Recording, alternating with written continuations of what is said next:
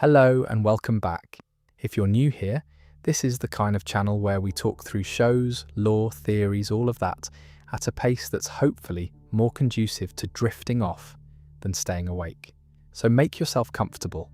Get the blankets sorted. You know the drill by now, or you're about to. Tonight we're talking about The Boys, specifically the Season 5 premiere, 2 episodes that drop together on the 8th of April 2026. Titled 15 Inches of Sheer Dynamite and Teenage Kicks.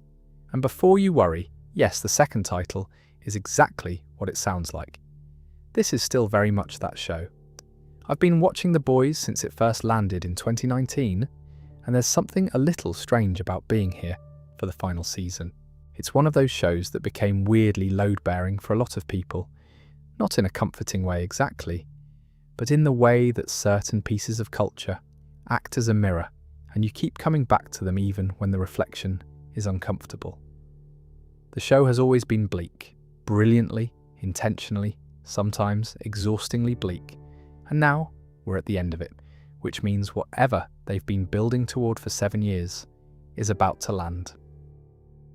There are 8 episodes total this season. The series finale is scheduled for the 20th of May, 2026, so we've got a few weeks of this left, and I intend to cover it all, slowly and thoroughly, on nights like this one. If you'd like to subscribe for more of these, there's a button somewhere on screen, and I'll mention it again at some point probably. But mostly, just settle in. We've got a lot to go through, and absolutely no reason to rush. Tonight we'll start with where we left off at the end of Season 4, spend some time with the world the show is now depicting, and then work our way through everything that happened in these 2 opening episodes, including a death that genuinely stung, a certain extremely large man made of granite, and the return of someone who has been frozen solid for a couple of years. Among other things, it's a proper start to the final season. Let's begin. Actually, before we do, a brief word on the show itself, for anyone who might be relatively new to it. The Boys is based on a comic series by Garth Ennis and Derek Robertson, published from 2006 to 2012. The comics are notoriously extreme. They are not for everyone, and I say that with a degree of affection for what they were trying to do. Ennis has always been a writer interested in tearing the mythology of heroism apart and looking at what's underneath, and the Boys comics do that with a thoroughness that occasionally tips into provocation for its own sake. The Amazon television adaptation, developed by Eric Kripke, takes the premise and finds a different register for it. Still violent, still satirical, still deeply cynical about power, but with more investment in the humanity of its characters. The show has always cared about Huey and Annie and MM in ways the comics never quite managed. 7 years is a long time for a show to run.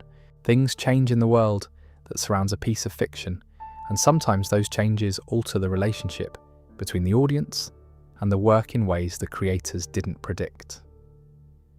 The Boys launched in a specific cultural moment and is now ending in a different one, and some of the most interesting things being written about Season 5 involve exactly that. What it means to be ending this story in this world at this time. We'll find ourselves touching on that as we go. I won't belabor it, but it's worth acknowledging that this final season isn't arriving in a vacuum.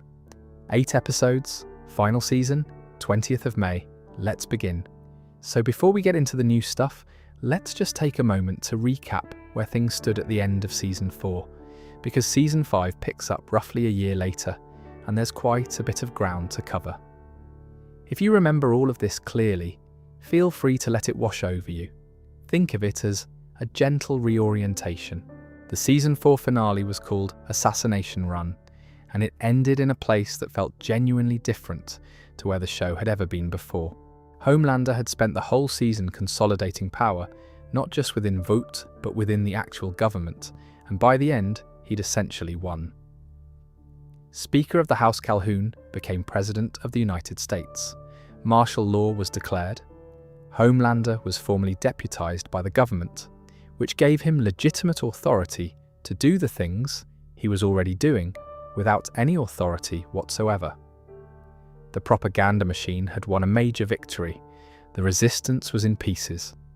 Billy Butcher, our deeply troubled protagonist, did something in that finale that the show had been carefully walking him toward for quite some time. He injected himself with Compound V, the synthetic drug derived from the formula Vought uses to create supes, and discovered that he could develop temporary abilities from it. He used those abilities to kill Victoria Newman, the super congresswoman who had spent years working as a covert assassin for Vought, while presenting herself as a crusading politician.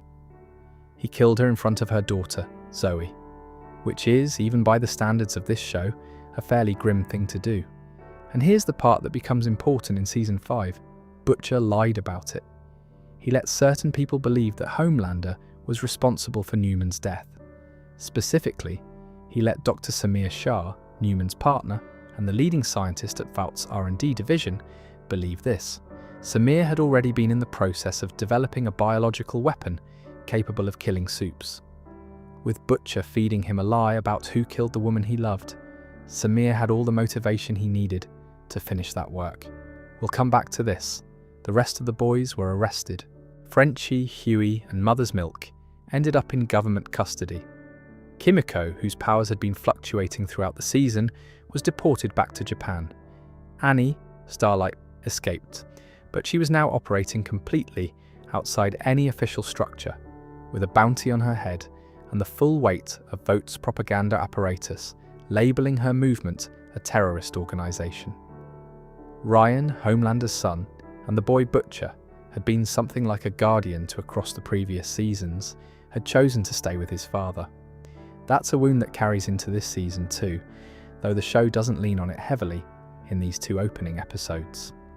There's also Gen V Season 2, the spin-off set at Godolphin University, which ran last year and established quite a bit of the broader world building, specifically the degree to which super supremacy thinking had become normalised on campus and beyond. If you watched it, some of the background texture of Season 5 will feel familiar. If you didn't, it's not required viewing, but it adds context to just how thorough Homelander's cultural victory has been. The seeds were planted everywhere, not just in the visible places. So that's the landscape. The boys are scattered and imprisoned. Homelander rules. The resistance has been officially designated as terrorism. And Butcher, carrying a sentient cancer that has been slowly reshaping his physiology, is somewhere out there, biding his time with a plan that involves a biological weapon and a lie he told to a grieving man. It's quite a lot to carry into a final season, but then this show has never exactly been light travel. One thing I always find worth noting about Season 4 in particular, A-Train's redemption arc was, across those episodes, genuinely one of the more quietly involving things the show did. We'll talk more about what happens to him in Episode 1 of Season 5, and it warrants proper attention. But going back into this season, knowing what's coming makes certain moments from last year hit a bit differently in retrospect. Just something to keep in mind. It's also worth briefly recapping the state of the Seven going into this season, since they're Homelander's primary apparatus, and understanding who's still standing helps track the power dynamics. The Seven at full capacity were the most prominent super team in the world, Vaught's flagship, the equivalent of the Avengers if the Avengers were a brand strategy. By Season 5, the team has shed several members under various circumstances. Starlight is gone, aligned with the enemy. Queen Maeve effectively left the picture at the end of Season 3. Translucent died in Season 1, in circumstances I will not dwell on, but which anyone who's seen it will remember. Lamplighter's arc ended badly. What remains is a smaller, more volatile core built around Homelander's personal paranoia. The deep is there. Black Noir, a new Black Noir since the original one situation, also did not resolve well, is there. Firecracker, the talk show host turned soup team member. Sister Sage, who operates more as a strategist than a traditional member. And now, as of Episode 2, Soldier Boy. It's not exactly the world's most coherent superhero team. It's more like a collection of people who are all afraid of the same person and have organised their lives around not being the one who gets killed next. The thing about Victoria Newman that's worth adding a bit of colour to, she was one of the more genuinely surprising characters in the show's run. She was introduced in season 2 as a progressive congresswoman who seemed to be fighting the good fight against Vought. And for a meaningful stretch of episodes, she was positioned as a potential ally to the boys.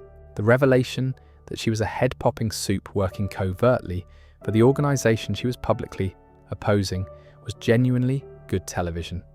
It recontextualised a lot of earlier scenes and made the show's point about institutional corruption with unusual precision.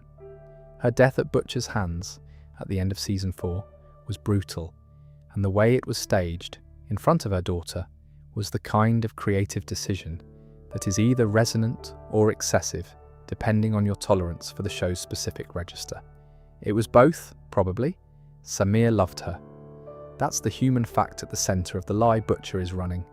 A man who lost the person he loved most and has been handed a false version of the story of her death. The show has set this up with enough care that you know it's going to come apart eventually. The question is what state everything is in when it does. Since we're doing the recap properly, it's also worth a brief note on Compound 5 itself, the substance that underpins the entire show's mythology, because Season 5's virus plot is essentially the other side of the same coin. Compound V is what Vought developed to create supes. It was originally administered to fetuses, altering their development so that they emerged with powers. In later seasons, we learned it could be used in adult doses for temporary effects, which is what Butcher has been doing. The biological weapon that Samir has been developing is designed to target the specific cellular changes Compound V makes, essentially to unpick what the drug did and crash the systems that it created. That's a meaningful symmetry. The weapon against supes is built from an understanding of the mechanism that made supes possible. The poison and the antidote come from the same source. It's the kind of structural irony the show has always been quite deliberate about. One more thing for context. The season picks up roughly a year after the end of season 4. A year is a significant period of time in story terms because things have had time to settle into their current shape. Homelander's America isn't new and chaotic. It's been operational for 12 months. People have adapted, systems have adjusted, the resistance that existed has been substantially dismantled. What the boys are stepping back into is not an early stage emergency, but an established reality. That makes it harder in certain ways. The energy of crisis has normalised into the energy of regime. Those are different things to fight. Before diving into the episodes themselves, it helps to spend a bit of time with the specific texture of the world the show is depicting now. Because Season 5 doesn't just drop you into a story, it drops you into an atmosphere. And the atmosphere has shifted considerably from where it started back in 2019. In Season 1, Vought International was a powerful, corrupt corporation that had managed to embed its supes into the American military establishment through years of lobbying and manipulation. It was a villain as institution story, the kind of thing where the problem isn't one person, it's a system. That's a certain type of satirical target, and it's one the show handled quite well. By Season 5, we've moved somewhere different. The US in this version of 2026 has internment camps. They're called freedom camps, which is the kind of bureaucratic naming that tells you absolutely everything you need to know without saying anything at all. Freedom Camp 47 is where Huey, MM, and Frenchie end up. And the sign outside, as rendered in the show with complete deadpan commitment, reads, "Attention freedom campers. Escape attempts will be met with deadly force. Have a super day." Government agencies have been purged. International relations are deteriorating. There's a constant stream of Vought propaganda running across every media platform, and the people immediately around Homelander are, to a one, operating entirely out of fear. Not ideological alignment, not admiration, just the very straightforward calculus of not wanting to die. Ashley Barrett, who who started this show as Vaught's sharp-tongued, anxiety-ridden PR chief, a woman who existed in a state of perpetual damage control, is now Vice President of the United States. She also seems to have developed a new soupy ability at some point, which is mind reading, which in this context means she knows exactly what every person in every room really thinks about every situation at all times. If that sounds like the most exhausting possible version of a superpower, that's because it clearly is. Ashley is consistently one of the most interesting characters in the show, precisely because she is not a superhero, not a villain, and not a hero. She's a political survivor, and watching someone with her particular set of compromises navigate this particular situation is its own grim entertainment. Sister Sage is Homelander's strategic brain, and remains, in these 2 episodes, several steps ahead of everyone, including possibly Homelander himself. She's the one who engineered his rise to actual governmental power in Season 4. The whole Calhoun as president scenario was her plan, and she's still running the intellectual operation. She's also the most dangerous person in the show, in the specific sense that she's dangerous in a way that doesn't announce itself with laser eyes. She just keeps thinking further ahead than everyone else. Firecracker has a talk show on what appears to be a Vought-affiliated news network. She spent most of Season 4 as a kind of Fox News analogue, and she's still doing that work here, though there's something slightly different in her energy this season that suggests the show might be building towards something with her character. We'll see. The Deep and Black Noir have pivoted to the manosphere. They have a podcast. I don't have a huge amount to say about this beyond the fact that it is exactly the kind of choice this show makes, and it lands with the dull inevitability of a punchline you saw coming from around the corner, but that still gets a reaction. They are still clearly, utterly terrified of Homelander. The podcast seems to be partly genuine buy-in to the ideology, and partly just something to do now that the Seven has been restructured around Homelander's personal paranoia.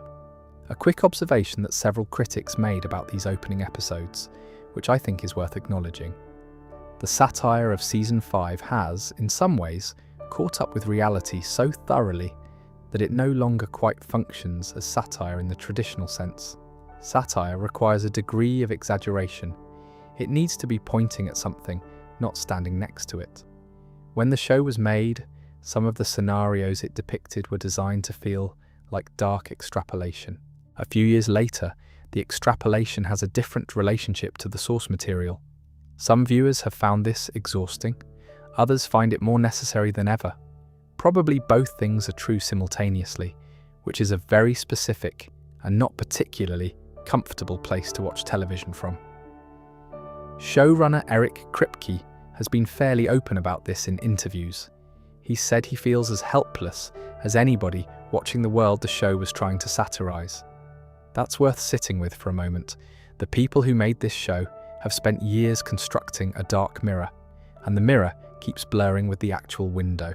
But that's the world of Season 5, and into this world, a Vought shareholder meeting is about to be interrupted by someone who has a plan. There's one more character in this world worth spending a moment with before we get into the episodes, because she keeps coming up and she's doing interesting work. Firecracker, and Valerie Curry, has been excellent in this role since she was introduced in Season 4, occupies a specific register that the show renders with more precision than it sometimes gets credit for. She's not simply a cartoon villain with a microphone. There's genuine resentment underneath the performance. Something went wrong for her, probably at Vaught's hands at some earlier point, and whatever it was, it got converted into this. She didn't start as a true believer and become a propagandist. She started as someone with a legitimate grievance and found that the machinery of resentment ran on it extremely efficiently. I'm not sure the show will fully explore her backstory. There are only 8 episodes and a lot to resolve. But what Curry is doing with the limited material she has is worth noticing. The specific quality of someone who knows they're being used and has decided the use is acceptable, or at least better than the alternative. The visual world of Season 5 is also worth a brief note.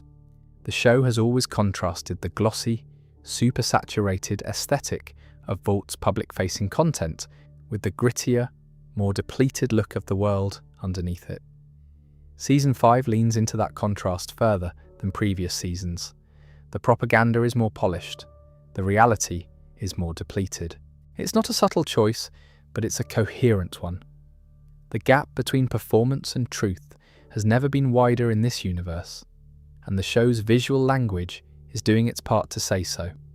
There's also something worth dwelling on regarding Ashley's mind-reading ability and what it does to her function in these episodes. Most of the characters in Homelander's orbit are performing loyalty they don't feel. Ashley now knows this with certainty. She can hear what they're actually thinking. She knows Homelander's subordinates are terrified. She knows Sage is running her own calculations. She probably knows what Homelander himself is feeling beneath the performance, at least some of it. She carries this knowledge through every meeting, every press conference, every conversation. There's a question the show raises implicitly. Does it make it better or worse to know? Is the weight of accurate information about the people around you more manageable than the uncertainty? Ashley's performance across these 2 episodes suggests it is not better. Knowing that everyone is afraid doesn't make the fear less real. Knowing that the loyalty is performed doesn't make the performance less suffocating. She has perfect information and is just as trapped as she would be without it. Possibly more so, because the gap between what she knows and what she's allowed to act on is perfectly visible to her at all times. Colby Minify plays this with a very specific kind of exhausted precision. Not comedic exactly, though there are moments that brush against dark comedy. More like someone doing a very difficult job very competently, while privately aware that the job is also killing them. The premiere episode, 15 Inches of Sheer Dynamite, opens with a Vought advertisement. It's slick and soaring and uses that specific register of corporate patriotism that the show has always done well. The kind of ad where everything is bold primary colours and people gazing meaningfully at horizons. And the subtext is not even particularly sub. Then the footage cuts to actual clips from across the show's history. Homelander fighting with Ryan, people getting hurt, chaos accumulating. It's a neat compression of how the whole thing has escalated. Then we're at the shareholder meeting itself. Homelander at the podium, full uniform, doing the performance he's always done, but now with considerably more governmental authority backing it up. In his speech, Starlighters are formally designated as a terrorist organisation. This is framed as a matter of national security and public safety. It plays well in the room. What he doesn't know is that Annie is backstage. She's in disguise as Firecracker, which is an interesting choice for fairly obvious reasons. And she's fighting Black Noir in a corridor while someone she's working with is hacking into the presentation system on a laptop somewhere off-site. The plan pays off. During Homelander's speech, the Flight 37 video appears on the massive screen behind him. If you remember, Flight 37 was from Season 1, the incident where Homelander threatened to kill everyone on a hijacked plane, leaving them to die when he chose not to act, the footage of which became the core of the case against him. It's the moment that started the unravelling. Annie projecting it at his own shareholder meeting in front of his loyal investors on his own screens is the kind of thing that would be satisfying if the show didn't immediately proceed to demonstrate why it was never going to be enough. Because here's what happens next. Homelander's composure cracks for just a moment. Anthony Starr plays the flicker of genuine panic really well.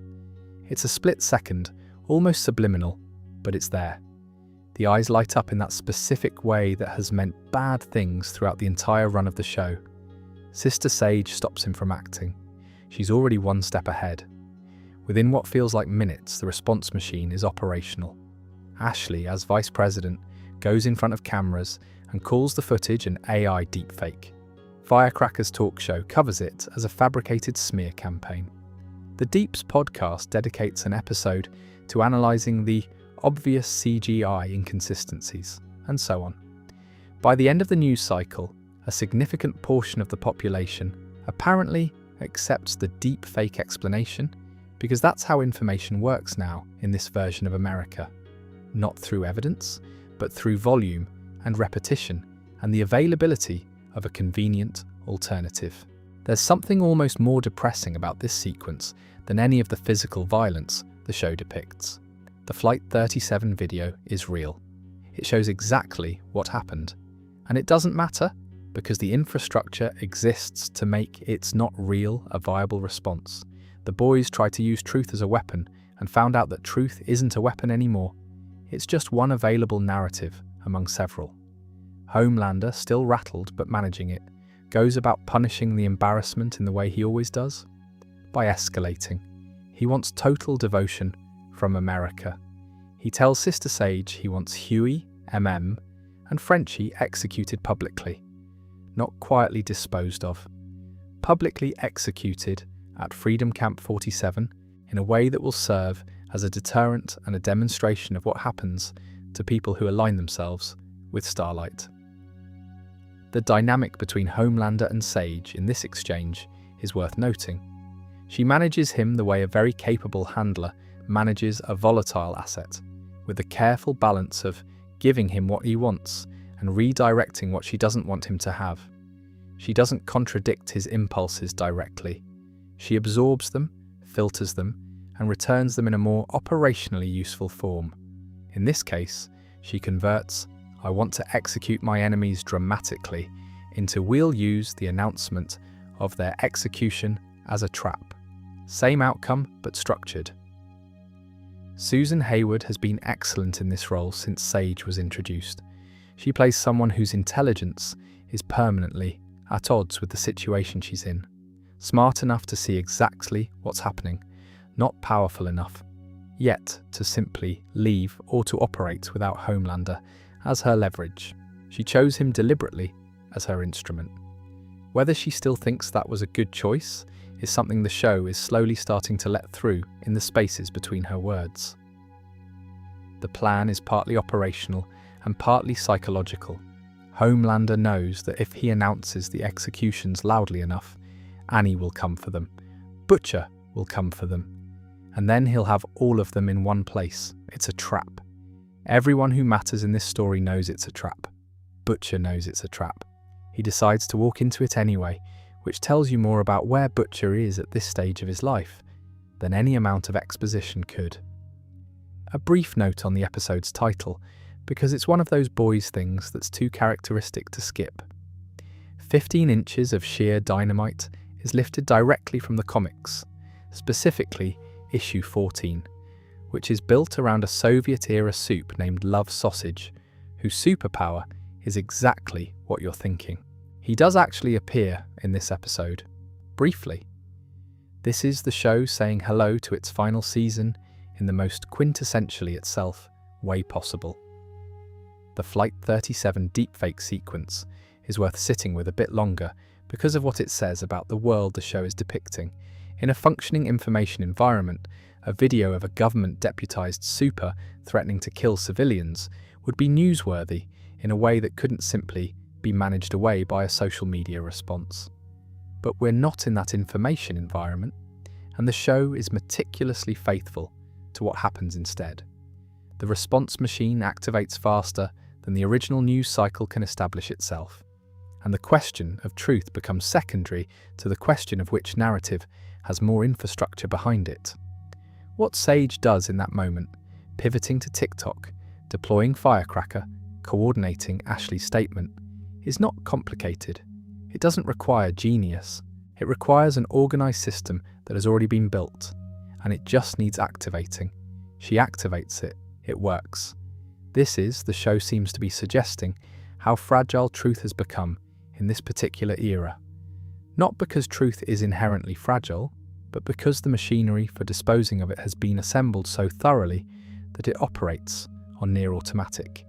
Anthony Starr's performance throughout the shareholder meeting sequence deserves specific attention because he's doing something quite precise. Homelander is never simply one thing. In public, he is the performance, the measured authority, the flag-draped certainty.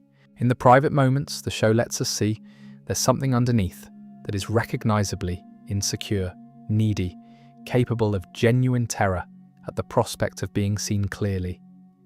The split second in the shareholder meeting where the Flight 37 video appears and the mask almost doesn't hold. That's the show asking whether there's anything real underneath the performance at all. The answer, Star suggests, is barely. And barely is what makes him dangerous. While Homelander is managing optics at the shareholder meeting, we get our first look at Freedom Camp 47, and it's as grim as advertised. Huey, MM, and Frenchie have been there for roughly a year at this point. The show doesn't linger too long on the conditions. This isn't that kind of drama, but the texture is there.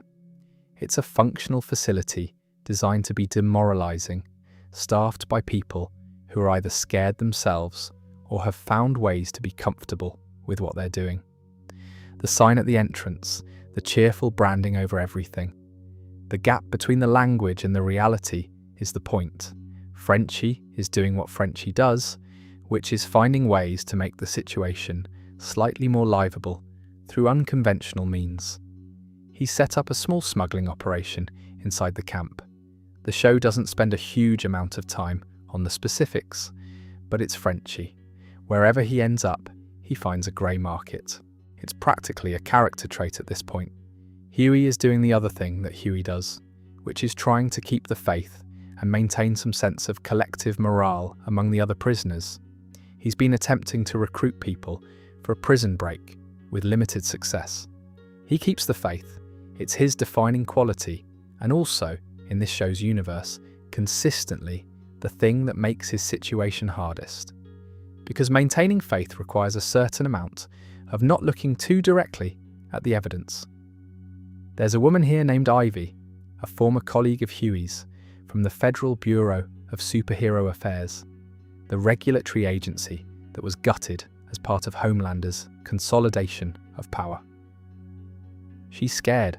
Most of the people in the camp are scared. Huey is one of the few people actively trying to do something about it rather than just surviving through it. Mother's Milk is somewhere between these two modes.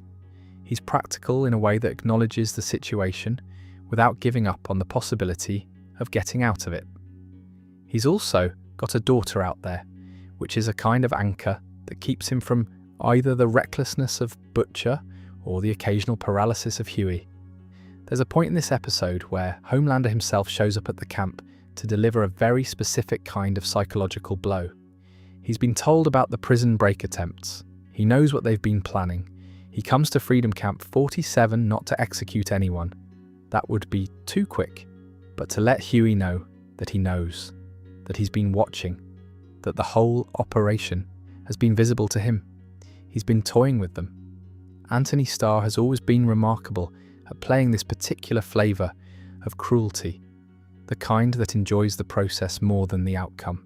There's a scene between him and Huey in this episode that sits in that register, and it's deeply uncomfortable in the way that good acting in a show like this should be. But here's the thing about that scene. Huey, by the end of it, hasn't broken. He's lost patience, that comes across clearly, but he hasn't collapsed.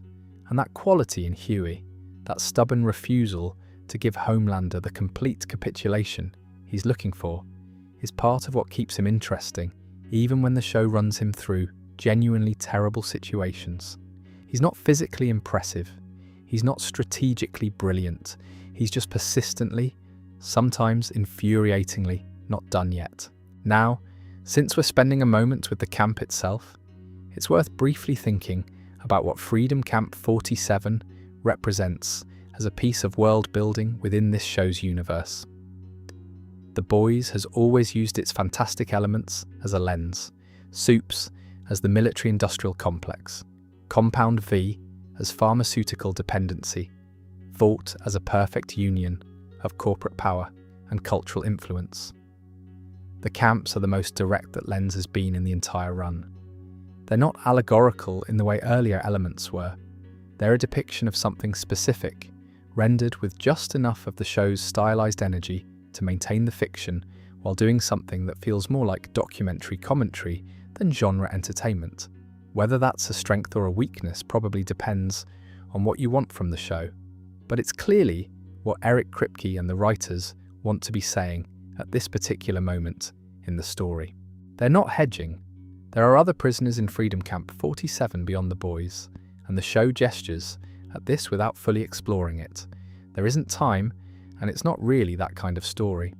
But the presence of Ivy, Huey's former colleague from the Bureau of Superhero Affairs, is worth noting. She's scared. She's a government employee who was doing a regulatory job when the regulatory infrastructure she worked for got dismantled. And she ended up in a camp because she was on the wrong list. She's not a hero or a fighter. She's someone caught in the machinery. The Bureau of Superhero Affairs was the show's attempt at institutional response to Vought, the regulatory body that was supposed to provide democratic oversight of soup activities. It was, predictably, inadequate, underfunded and outmaneuvered from the start. It's gone now, effectively. Ivy is part of what's left of it, scattered, frightened, imprisoned.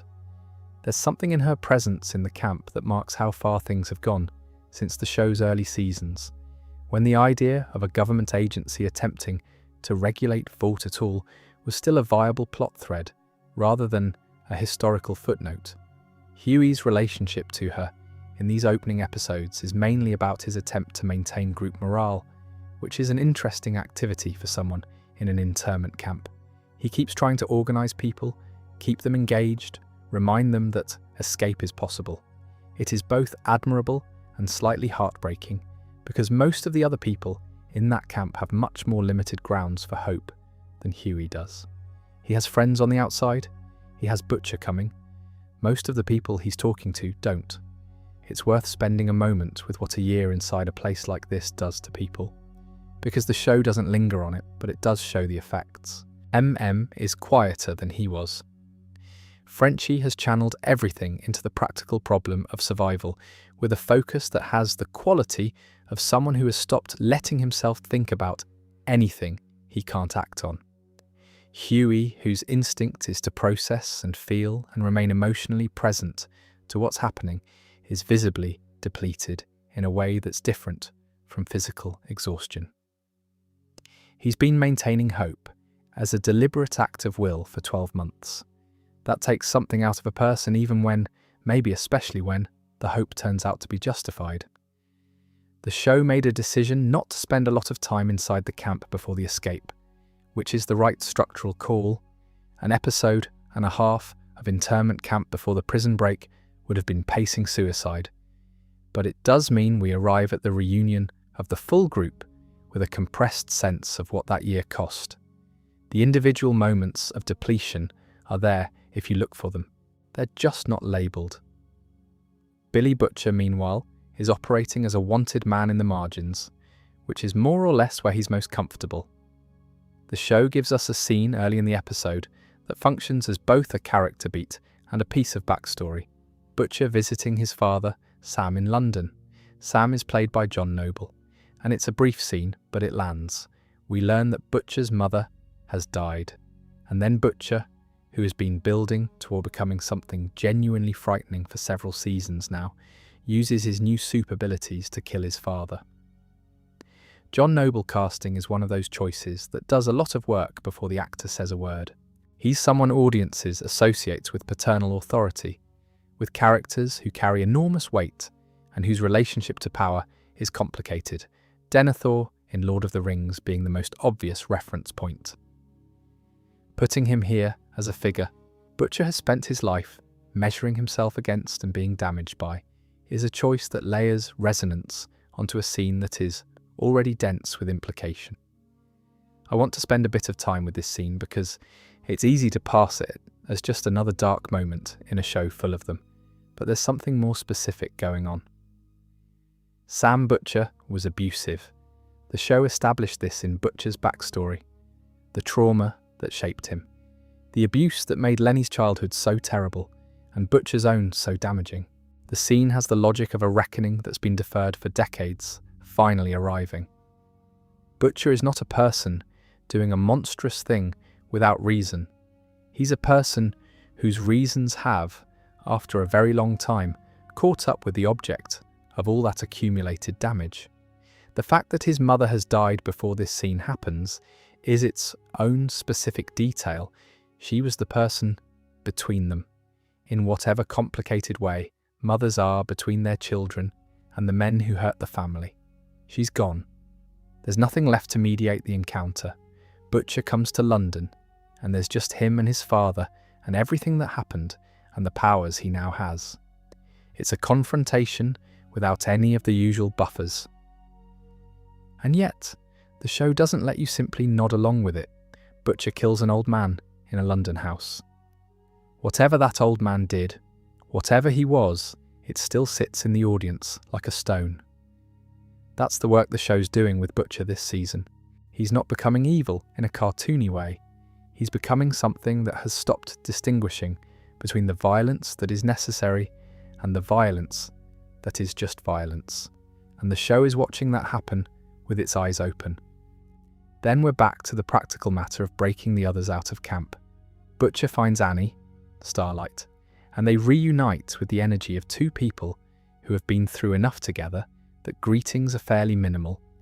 There's a mutual respect there that has survived a significant amount of conflict, and the show has always been good at conveying the specific shorthand that develops between people who have been through things together. Kimiko's return is worth noting. She was deported at the end of Season 4, and she comes back to this in Season 5 with a new and notable development. She can speak, fully, fluently, with what turns out to be a fairly robust vocabulary of profanity. This is a significant change. Kimiko has communicated entirely through movement, expression, and sign language since she was introduced in Season 1. Her silence was part of how the show established her character. This quality of someone who had had their voice taken and had developed entirely different ways of being present. Having her speak changes the texture of her character, and it takes a little getting used to.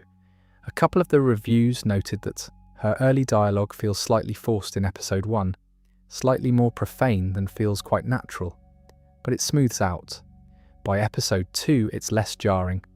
The plan that Butcher, Annie and Kimiko put together to get the boys out of Freedom Camp. 47 has a plan A and a plan B.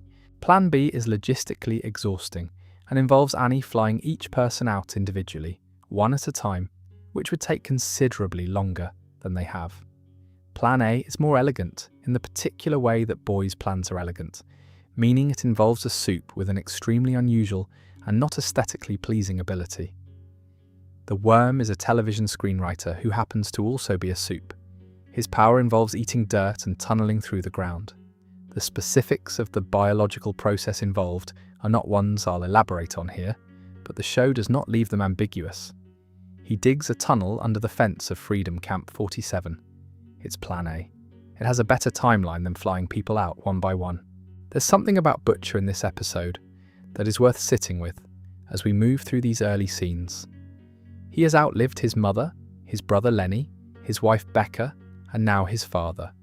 He is carrying a sentient cancer that is actively rewriting his physiology. He is technically also a supe now, at least temporarily. He has been moving for years in one direction, toward Homelander, toward the conclusion of this story, toward whatever version of an ending he is able to give himself. And the version of Billy Butcher we're looking at in Season 5 is one who is simplified.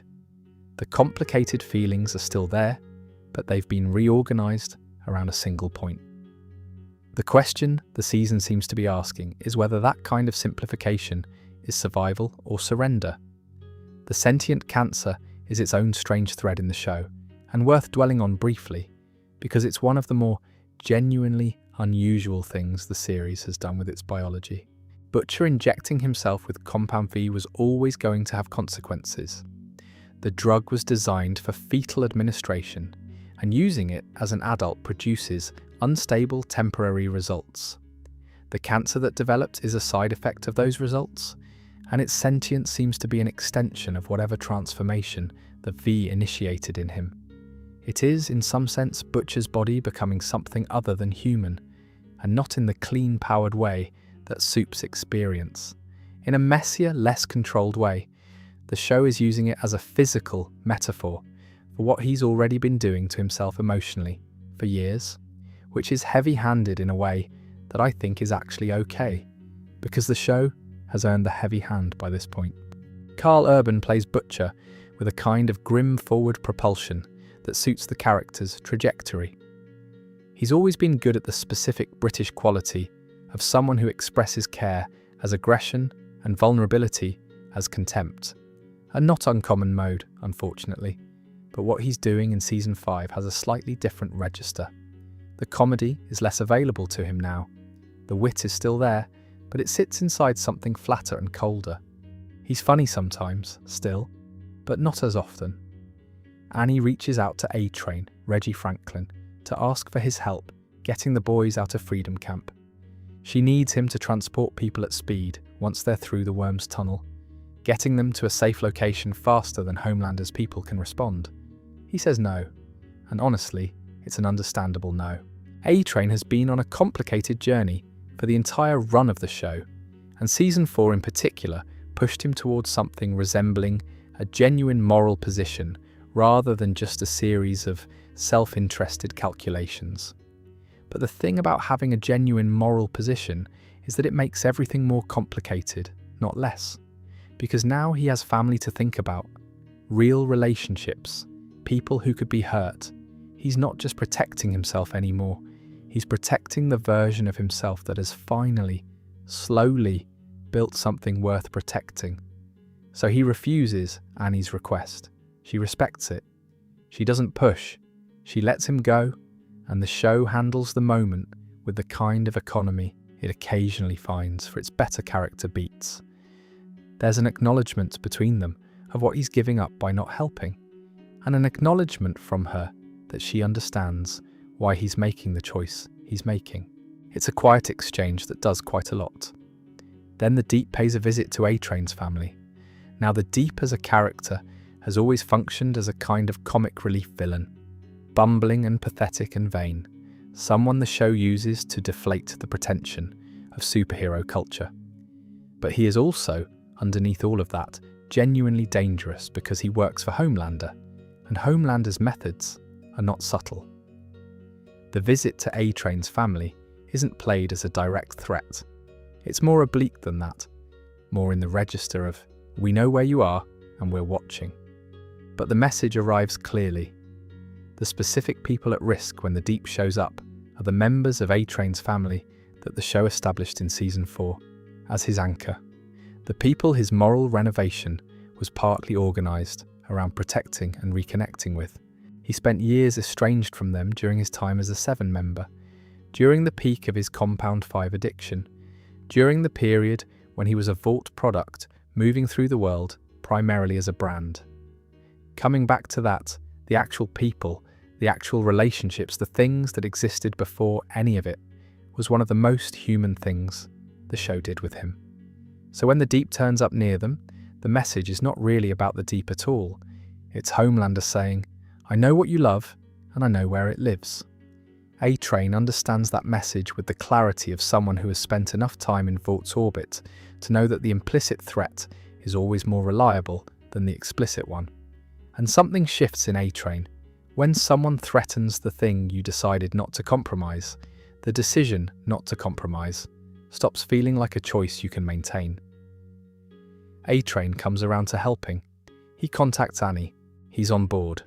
There's also something worth noting about the specific kind of courage this requires from him. A-Train is not the most powerful supe. He's not invulnerable. His gift is speed, and speed is tremendously useful in certain situations and completely beside the point in others. What he's choosing to do carries genuine personal risk. He's not making it because he's decided he's invincible. He's making it because the alternative, staying safe while his friends die, and the people he's supposedly protecting are used as leverage against him, has become a different kind of unbearable. The actual prison break uses the Worm's tunnel as the primary route in. Butcher, Annie, and Kimiko run interference above ground. Kimiko's new ability to speak doesn't change the fundamental nature of who she is in a fight, which is someone extremely capable of hurting people, while the tunneling happens beneath the fence line. It's a complicated operation with a lot of moving parts, and the show depicts it with the kinetic, slightly chaotic energy that its action sequences generally have. The boys are not a precision unit. They're people with improvised plans and just enough ability and just enough luck, and they function, most of the time, through the combination of those things and the specific quality of refusing to stop when stopping would be more rational. But Homelander already knows. He's been monitoring the camp. He knew about the plan. The execution announcement was partly a trap, as the boys suspected, and Homelander is present at the camp, waiting. What follows is a confrontation. Homelander versus the assembled group. Annie's there, which complicates things because she's the person he most wants to capture, rather than simply kill. Butcher is there, which complicates things because Butcher now has supe abilities of his own, and the show has been building toward a Homelander-Butcher confrontation across 5 seasons. But the resolution of this immediate crisis doesn't come from either of them. It comes from A-Train. There's a detail worth noting about the structure of the prison break sequence that the show handles efficiently without underlining. Homelander knew. He wasn't caught off guard by the plan. He allowed it to proceed because the trap required the fish to take the bait. This means that everything the boys did, the worm, the tunnel, the interference above ground, was done under observation, with Homelander watching and waiting. The competence of the prison break operation is real. It would have worked against any normal adversary. Against Homelander, competence isn't the variable that matters. The variable that matters is him choosing to let it run. And the reason he chose to let it run is that he wanted Annie and Butcher in one place at one time. He got that. What he didn't get was A-Train. The specific thing that saves the boys from complete disaster in this moment is A-Train doing something that none of Homelander's planning accounted for, choosing to use his speed to get other people clear rather than himself. Homelander knew A-Train had agreed to help with the escape. What he hadn't accounted for was the depth of what that agreement meant, that Reggie Franklin would use his final run not as an exit strategy, but as a sacrifice. That's the thing about Homelander's fundamental failure as a strategist. He understands power, and he understands fear. He does not understand, and possibly cannot understand, people who are willing to spend their power rather than save it. A-Train uses his speed to get Huey and Mother's Milk clear. He runs them both out, slowing down time in the way the show depicts his power at its peak, and gets them away from a Homelander before Homelander can stop them. It's the most consequential use of his ability we've seen in the entire series. He saves them, and then he turns around and faces Homelander. What happens next is the scene the episode has been building toward, and it's the one that has stayed with me since watching it. A-Train, Reggie Franklin, former fastest man alive, former 7 member, former person who did a genuinely terrible thing to an innocent woman on a London street and spent years finding his way back from it, stands in front of the most powerful and dangerous being on the planet and decides in his final moments not to be afraid. He tells Homelander to his face what he actually is. Underneath all the bravado, underneath the laser eyes and the flight and the grip that can crush a person without effort, underneath the flag uniform and the shareholder speeches and the decades of Vought myth-making. Take all of that away, and what are you? Pathetic, weak, a loser, an empty suit. Homelander kills him. He snaps A-Train's neck. It's fast. The specific way A-Train's speech lands is worth thinking about. He's not appealing to Homelander's conscience. He doesn't have one, not in any functional sense. He's not trying to reason with him. He's saying something true, out loud, in public, to a person who has never had to hear true things said to his face, and he's doing it knowing it will cost him his life. The act is almost rhetorical in the classical sense, a statement made not to change the listener's mind, but to put the truth into the air where it can't be taken back. Homelander's reaction in the aftermath as the season continues, confirms that the words landed somewhere. He keeps coming back to them, the show suggests, to the specific humiliation of having an enemy see him clearly in his last moments and not flinch. It's a different kind of defeat than physical failure. He can recover from a plan going wrong. He's not sure how to recover from being seen, but the words don't disappear with the body. The show makes sure of that. The next episode, and the episodes after, establish that what A-Train said in those last moments kept rattling around inside Homelander in ways he couldn't easily dismiss, which is, in its way, a kind of victory. Not the kind anyone wanted, but a kind. There's a detail in A-Train's final moments that the show handles with quiet precision, and I think it's worth taking a moment with. As Homelander pursues him during the escape, A-Train is running at speed, the way he does, and a woman gets out of her car in the middle of the road ahead of him. The scene is composed so that she resembles Robin. If you remember, Robin was Huey's girlfriend in the very first episode of the very first season. A-Train ran through her at full speed and killed her without stopping. It was the incident that began this entire story. That death and A-Train's subsequent years of denial and self-justification and eventual reckoning forms the emotional backbone of his entire arc. And here, in his last run, A-Train dodges. He doesn't run through her, he chooses at speed to not be the person he was. The show doesn't underline this, it just shows it and lets it be what it is. He's not that person anymore. Hasn't been for a while. I find it hard to write about Jesse T. Usher's performance in this role without sounding excessive, but it genuinely is one of the better pieces of sustained character work in the show's run. A-Train started as the callous compound V-addicted sprint machine who represented a particular kind of athlete celebrity corruption. Someone who had been given extraordinary gifts and used them for personal advancement, and then, when he accidentally killed someone with them, spent years choosing not to know about it. Watching Usher walk that character from that starting point to where he ends up is not a clean journey.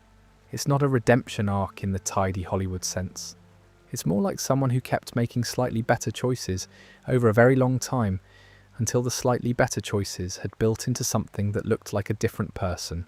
And now he's gone. The show loses him at the end of episode 1, and it's a real loss. Not just narratively, though it is that, but in the sense that his presence in the ensemble was providing a certain kind of texture that no one else quite replicated. His body gets a Vought-hosted funeral in episode 2 with all the dignity that implies. We'll get to that. One more thing worth noting. A-Train was originally supposed to die in season 1. The writers had plotted it out. Usher's performance changed those plans. The show kept him, reworked his arc, gave him years of story that he hadn't been intended to have. In a way, everything we got from Reggie Franklin after episode 1 of season 1 was a gift from the process of making the show rather than the original design. I don't know if that makes it better or worse. Maybe both. There's a criticism that some reviewers levelled at A-Train's death that I think is worth acknowledging, even if I don't entirely agree with it. The argument is that the show kills him before the other characters, and particularly M, have time to properly process what he meant to them. M, and A-Train had a complicated history. A-Train ran through Robin, who was Huey's girlfriend, but the ripple effects of that affected everyone in the boys' orbit for years. And by the time A-Train had genuinely changed, by the time that change was visible and real, the relationship between him and had arrived somewhere much warmer. The season 4 finale had them at a place of real, if unspoken, mutual respect. So A-Train dying at the end of episode 1, before barely gets to react to it, does feel slightly rushed. The show acknowledges this, sort of. There's a moment in episode 2 where Huey says, in the car with Butcher, that A-Train was a hero, and Butcher calls him something unprintable. And that's basically the moment of collective processing. It's perfunctory. The show moves on fast because it has 8 episodes, and 6 of them are still ahead. I understand the structural reason for it. The death needed to happen early enough to establish the season's stakes. but it cost something in terms of the emotional space that A-Train's arc deserved. With the prison break concluded, the boys are out, A-Train is dead, and Homelander is left with the irritation of having failed to catch the people he most wants. The episode shifts focus to the mechanics of how the other side manages reality. This is some of the show's most uncomfortable territory, not because anything particularly violent is happening in it, but because it's depicting something that works. The propaganda infrastructure that Vought and Homelander have built is functional. It absorbs incidents that would, in a functional civic environment, be ruinous, and converts them into manageable narratives. The Flight 37 video appears on a screen at a shareholders' meeting, and by evening, it's a deepfake. A-Train helps enemy combatants escape from a federal internment facility, and within a day, he's a martyr struck down by Starlight's forces. This is the machinery, and it runs. Ashley, as vice president, is the most visible face of it, the person who goes in front of cameras and speaks. And Ashley is in an interesting position because, as we noted, she can now read minds. She knows what everyone around her is actually thinking. She knows what the people she's lying to actually know. She moves through a world of complete informational transparency and still makes the choices she makes because the alternative is worse. There's a scene in these early episodes where Sage updates Ashley on Homelander's latest directive. He wants to arrest people who post insults about him online. Not people who are organising resistance, not people who are doing anything materially threatening, people who are rude about him on social media. Ashley itemizes with the exhausted precision of someone who's been running this particular cost-benefit analysis for years. Every organisation and agency and event that has already been controlled, purged, cancelled, or imprisoned. She essentially asks, when does it end? Sage's response, implicit rather than explicit, is, it doesn't. And Ashley, because Ashley always does what is expected of her in the end, because the alternative involves her dying, folds. She always folds. It's the most consistent thing about her character. Colby Minify is quietly excellent in this role. She's been excellent in it since season 1, but there's something particularly sharp in what she's doing this season. The specific exhaustion of a person who has been making these calculations for so long that she's no longer certain whether she's maintaining a strategy or has simply become the strategy. The mask and the face have merged.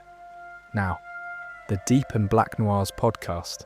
I said I wouldn't spend much time on this, and I'll keep to that, but it deserves a beat. The two of them have, as of season 5, fully committed to the manosphere as their identity. There's a podcast. They talk about masculinity and strength and whatever particular flavour of ideological product they're currently selling to whoever is listening to former superhero podcasts in Homelander's America. And they are still visibly, utterly terrified of Homelander.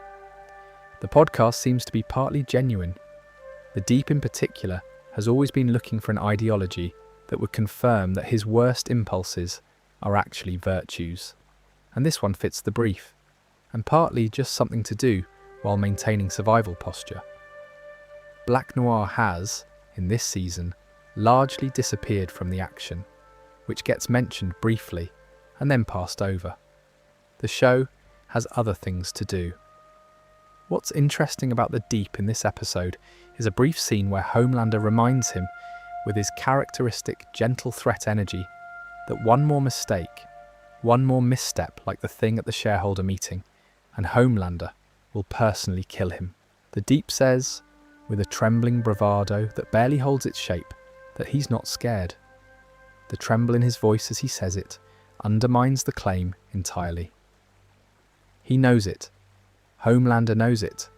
The scene exists mostly to establish that the people around Homelander are held in place by fear in a way that means none of them is actually loyal, which is a resource he's going to continue misreading as an asset. Meanwhile, in a somewhat quieter thread of the episode, Butcher is quietly positioning everyone for what comes next. He has a plan. The plan involves a biological weapon, a grieving scientist, and a lie about who's responsible for a murder. The show is setting up the ethical architecture of the season here, quietly, in the margins of the action. There's one more element of the propaganda machine in these episodes that's worth acknowledging, which is the specific mechanism of the Deep and Black Noirs podcast. I mentioned it earlier and said I wouldn't dwell on it, but there's something about the specific way the show uses them that clarifies the dynamic around Homelander's inner circle. Neither of them believes in anything, in the ideological sense. The Deep is performing masculinity because it's the current product the market will accept from him. Black Noir, who in Season 5 is largely absent, and whose whereabouts nobody seems particularly concerned about, operates at the outer edge of Homelander's attention. They are both essentially employees who understand the terms of their employment are mortal. The podcast is partly genuine performance and partly the kind of activity you engage in when you need to seem occupied and useful to someone who might kill you if you don't. What's interesting about the Deep across all 5 seasons is the persistent gap between what he says and what he is. He presents as a confident, powerful figure. He is demonstrably neither of these things. He lies to himself constantly, and the lies don't stick. You can see them not sticking in the specific quality of his bluster. Chase Crawford has always played this with the right kind of patent transparency, where the audience is never in doubt about what's underneath, even when the character is. The broader point is that Homelander has surrounded himself with a structure that looks like support, and is actually a collection of survival strategies organised around him. Nobody there loves him.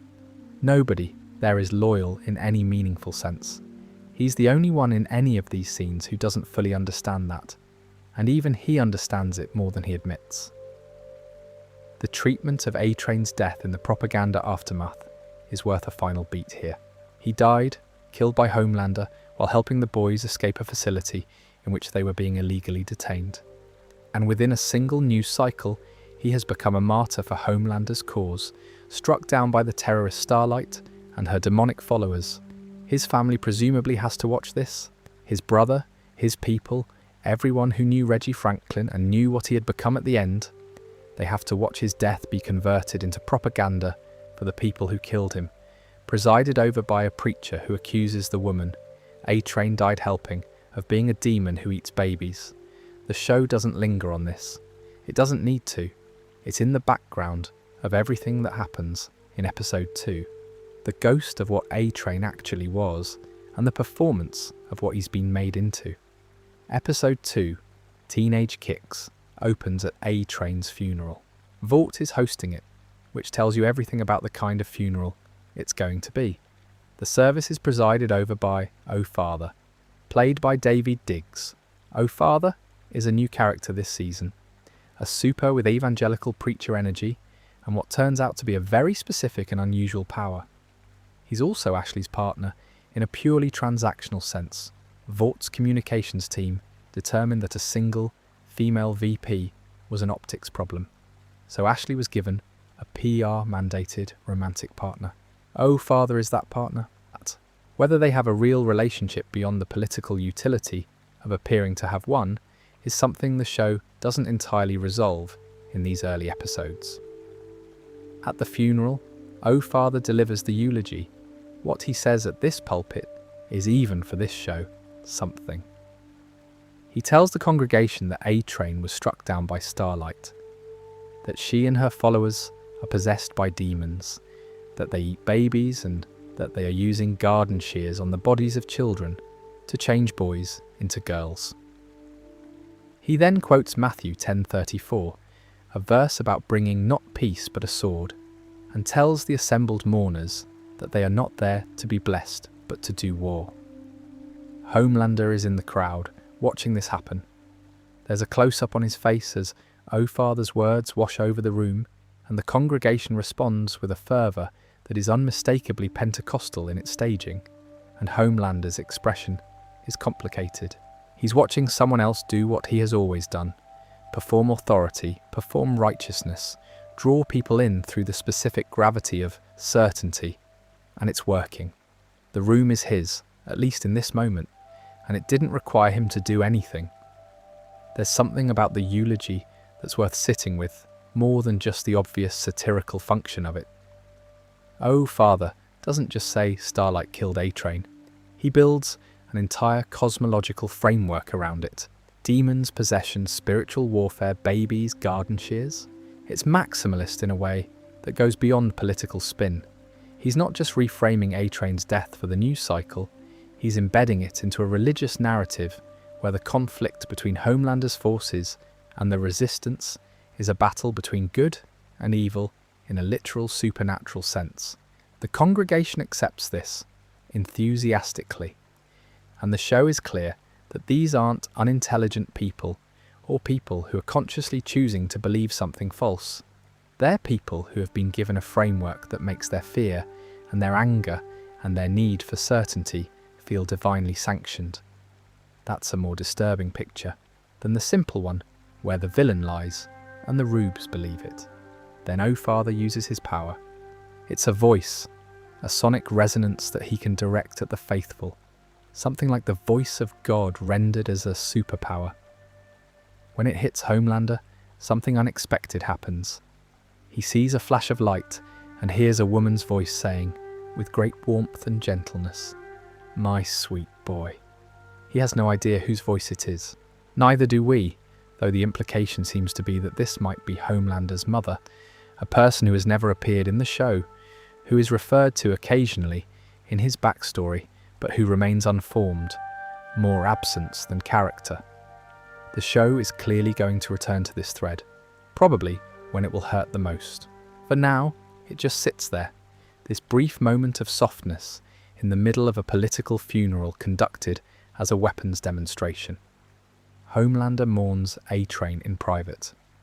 There's a scene of him alone with the body, and it's one of the stranger beats in the episode, because Homelander is genuinely upset. Not performing it, not managing it for an audience.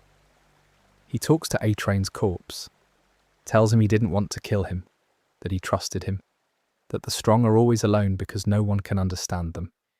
It's the closest thing to honest grief we've seen from him in years, and it's uncomfortable in the specific way that moments of genuine humanity, in the context of someone who has done what Homelander has done, tend to be uncomfortable. The show has always been interested in the tension between Homelander as a product and Homelander as a person.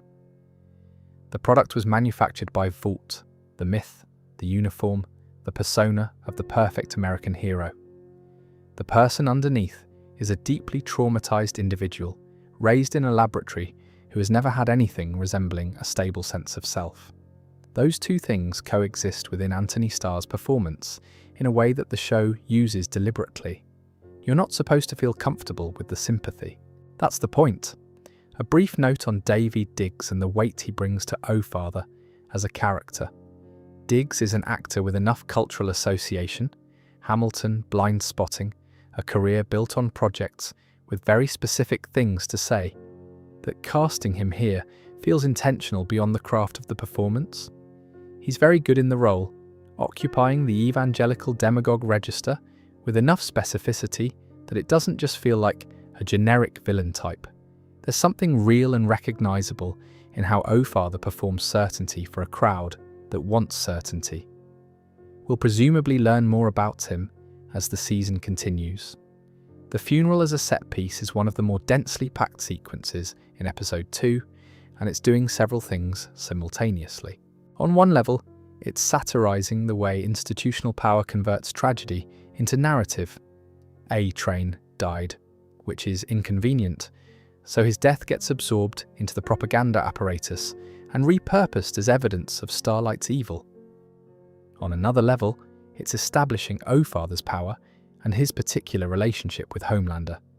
And on a third, quieter level, it's showing us that Homelander is still feeling something about A-Train, something he can't fully process and can't fully suppress, and which the show is using to leave the door slightly ajar on the question of whether he's entirely beyond reach. That last element is the most precarious thing the show is doing with him right now. It risks tipping into something that softens what he's done in ways the show shouldn't soften. But so far, in these 2 episodes, the writing is holding the line. The sympathy is there, but it's not exculpatory. You feel the tragedy of what he is without losing sight of what he does. The line, "My sweet boy," is going to matter later in the season. I'm fairly certain of that. Whatever is behind it, whoever's voice it is, the show is setting it up too deliberately for it to be background detail. It's a thread, it's dangling. And in a show with only 8 episodes left, threads don't get introduced without a reason. After processing, in his way, which is to say incompletely, and with a lot of suppressed things, his grief over A-Train, Homelander makes a decision. He goes to find Soldier Boy. Soldier Boy, for anyone who needs a brief refresher, he's the character Jensen Ackles plays, a World War II era supe who was essentially the original American superhero as manufactured by Vought. He was active for decades, the first of his kind in the public imagination, a propaganda tool given flesh and powers, and pointed at whatever the cultural moment required. He's also, as Season 3 revealed, Homelander's biological father in some sense, or at least his DNA was used in the process that created Homelander, which gives their relationship a genetic dimension alongside the ideological one. He was put into a cryo chamber, frozen, suspended, removed from the world after the events of Season 3. He's been there since, and now Homelander goes to his bedside and wakes him up. The scene of Soldier Boy waking up is disorienting in the way being awoken from a long sleep is disorienting, multiplied significantly. He's confused. He doesn't immediately understand where he is or how long it's been. The cryo chamber is set up in what appears to be a room that Homelander has arranged specifically for this purpose, which Soldier Boy notices and questions. Homelander claims he only found him that morning, but the setup is clearly deliberate. The dynamic between them is one of the more psychologically layered things in the show. Soldier Boy is, in whatever complicated biological and historical sense, the closest thing Homelander has to a father, and he is, in practice, a deeply awful person who is going to be of no genuine comfort to anyone and will make every situation he enters more volatile. But Homelander doesn't see that yet, or doesn't want to. His plan: use Soldier Boy to locate and kill Billy Butcher. In exchange, Homelander will work to rehabilitate Soldier Boy's public image, restore him to some version of the hero status he had before his various crimes became a matter of public record. Full pardon from President Calhoun, a path back to respectability. Soldier Boy, for his part, has specific reasons to want Butcher dead. Butcher betrayed him at the end of Season 3, chose to save Ryan's life rather than help Soldier Boy complete the mission they'd agreed to, and the fallout from that betrayal is something Soldier Boy has not processed gracefully in the interim, because Soldier Boy doesn't process things gracefully. He nurses grievances. It's very much his mode. The other thing about Soldier Boy that becomes immediately relevant in Episode 2 is his particular bundle of prejudices. He's a product of mid-century American masculinity, and the show doesn't soften what that means. He's genuinely, casually racist and homophobic in the specific register of someone who has never been given any reason to question those positions because the world he came from rewarded them. He doesn't perform these qualities as character traits so much as they just emerge in how he talks to people and how he categorizes the world. The show uses this to unpleasant effect in Episode 2. Jensen Ackles is doing interesting work in this role because Soldier Boy isn't simply a villain. He's a relic, a thing made by a particular era and turned loose in a different one, without the capacity to understand the difference. There's something almost pitiable about him if you look at it a certain way, and the show wants you to hold that alongside the genuine ugliness of what he is and what he does. It's not redemptive, it's just complicated. Jensen Ackles is also, in terms of wider cultural resonance, an actor who brings a lot of baggage with him. 15 years of Supernatural, a very specific fan base, a persona built around a certain kind of American action hero archetype. The show casts him as Soldier Boy, and then systematically refuses to let that persona be comfortable. He's not the hero version of that type. He's what that type looks like when you remove the softening and the moral clarity that genre conventions usually apply. He's the 1940s to 1950s American masculinity ideal rendered accurately rather than romantically. It's not a fun portrait, but it is a specific one. The dynamic between Soldier Boy and Homelander in these early episodes is worth noting for what it reveals about Homelander's persistent longing for something he cannot have. Homelander is extraordinarily powerful. He controls a government. He has literal laser eyes and can fly and is effectively invulnerable to most things. He also, underneath all of that, wants a father. That's the wound that drives him. He has always wanted a father, and every time the show gives him one, Madeline Stillwell in her particular way, various Vought authority figures across the seasons, it either fails or gets taken away. Soldier Boy is the latest attempt.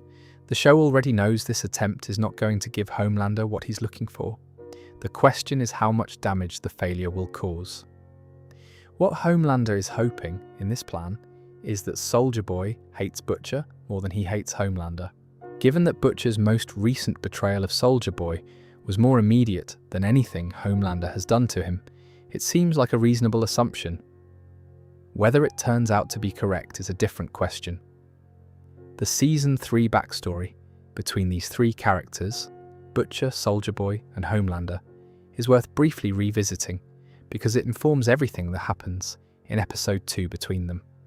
Butcher and Soldier Boy formed a temporary alliance in Season 3 based on a shared objective. They both wanted Homelander dead. Soldier Boy's ability to drain supe powers, it turned out, also applied to Homelander. And since Homelander is the product of Soldier Boy's DNA being used in Compound 5 experimentation, there was a theory that Soldier Boy could effectively undo him. The plan fell apart in the finale when Ryan's life became part of the equation. Butcher, who had been something like a father to Ryan, chose saving Ryan over killing Homelander. Soldier Boy was neutralized. Butcher walked away from the plan. Soldier Boy has been frozen ever since. He woke up knowing that Butcher chose someone else over the mission. For a person like Soldier Boy, a man whose entire existence is organized around the idea that sentimentality is weakness and that the mission is everything, being betrayed in exactly that way, for exactly that reason, is not something he processes graciously. So when Homelander comes to him with a deal that involves killing Butcher, he has every personal incentive to say yes. The complicating factor is that he also has every reason to distrust Homelander, who is offering him something that requires Homelander to follow through on his side of the bargain once Butcher is dead. Soldier Boy's track record with trusting people who make promises is not excellent. There's something quietly interesting about the scene of him waking up. The cryo chamber, the unfamiliar room, the face he doesn't quite trust looking at him. Jensen Ackles plays the disorientation with a quality that doesn't ask for sympathy and doesn't get it, but is specific enough to feel real. Soldier Boy is a deeply unpleasant person waking up in a world that has moved on without him and finding it exactly as hostile as he expected. I don't know. There's something almost sad about that if you look at it sideways. Just for a moment, in Erie, Pennsylvania, in an abandoned elementary school that Butcher has converted into something like operational headquarters, the boys reconvene. There's a slightly bleak comedy to this setting, the scale of what they're planning against the cheerful murals and tiny furniture of a decommissioned primary school. But the show doesn't linger on it. It's just where they are. Butcher has been busy while everyone was in the camp. With Dr. Samir Shah's help, he successfully engineered a supe virus. The claim he's making, and this is a significant claim, is that this virus is strong enough to kill Homelander, which if true, would make it the most genuinely threatening weapon the boys have ever had access to. Samir is there because of the lie. He believes Homelander killed Victoria Newman and her daughter Zoe. That's what Butcher told him. The truth, as we established, is that Butcher did it. The boys who know the truth, which is some of them, are going along with the lie because the lie produces the outcome they need. Samir's grief and rage are the fuel for the weapon. Without them, Samir has no reason to keep working on something this dangerous, this morally complicated. Kimiko knows the truth and is furious. She and Samir have history anyway. He experimented on her, which is not a foundation for warm feelings.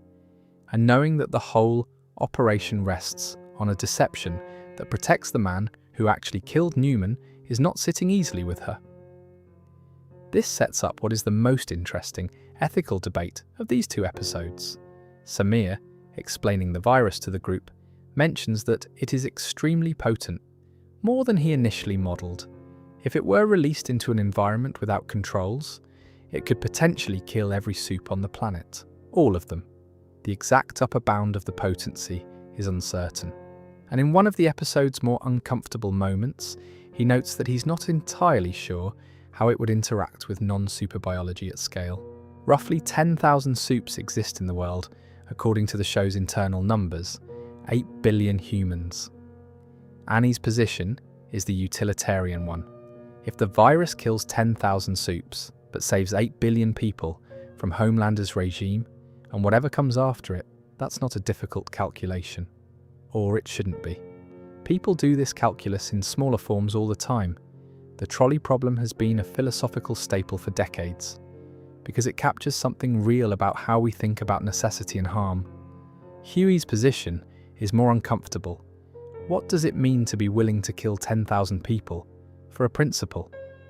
Even if the principle is right, even if the outcome is necessary, what happens to the person who makes that call? What does it cost them, not strategically, but humanly? Mother's Milk sides with Annie. He has a daughter. He's thinking about what world she inherits. If the cost of a livable future is a decision this terrible, he seems to think it's a cost he can carry. Frenchie agrees, but with his own reasoning. He wants to understand the virus so that he can find a way to protect Kimiko from it. If the virus is going to exist and be used regardless, he'd rather be inside the process where he can try to control the outcome. The show is doing something quite precise with these 4 different positions. It's not presenting one as correct and the others as wrong. It's presenting 4 different frameworks for moral reasoning under pressure, each of which has internal logic. And it's showing what happens when those frameworks collide in a room full of people who all need to act together. Annie is applying consequentialism. The outcome is what matters. Huey is applying something like virtue ethics. The person you become in making the choice matters as much as the outcome. is applying a kind of parental utilitarianism. The future is what he's protecting. Frenchie is applying pragmatic proximity. Being inside a bad process is preferable to being excluded from it if the process is going to happen anyway.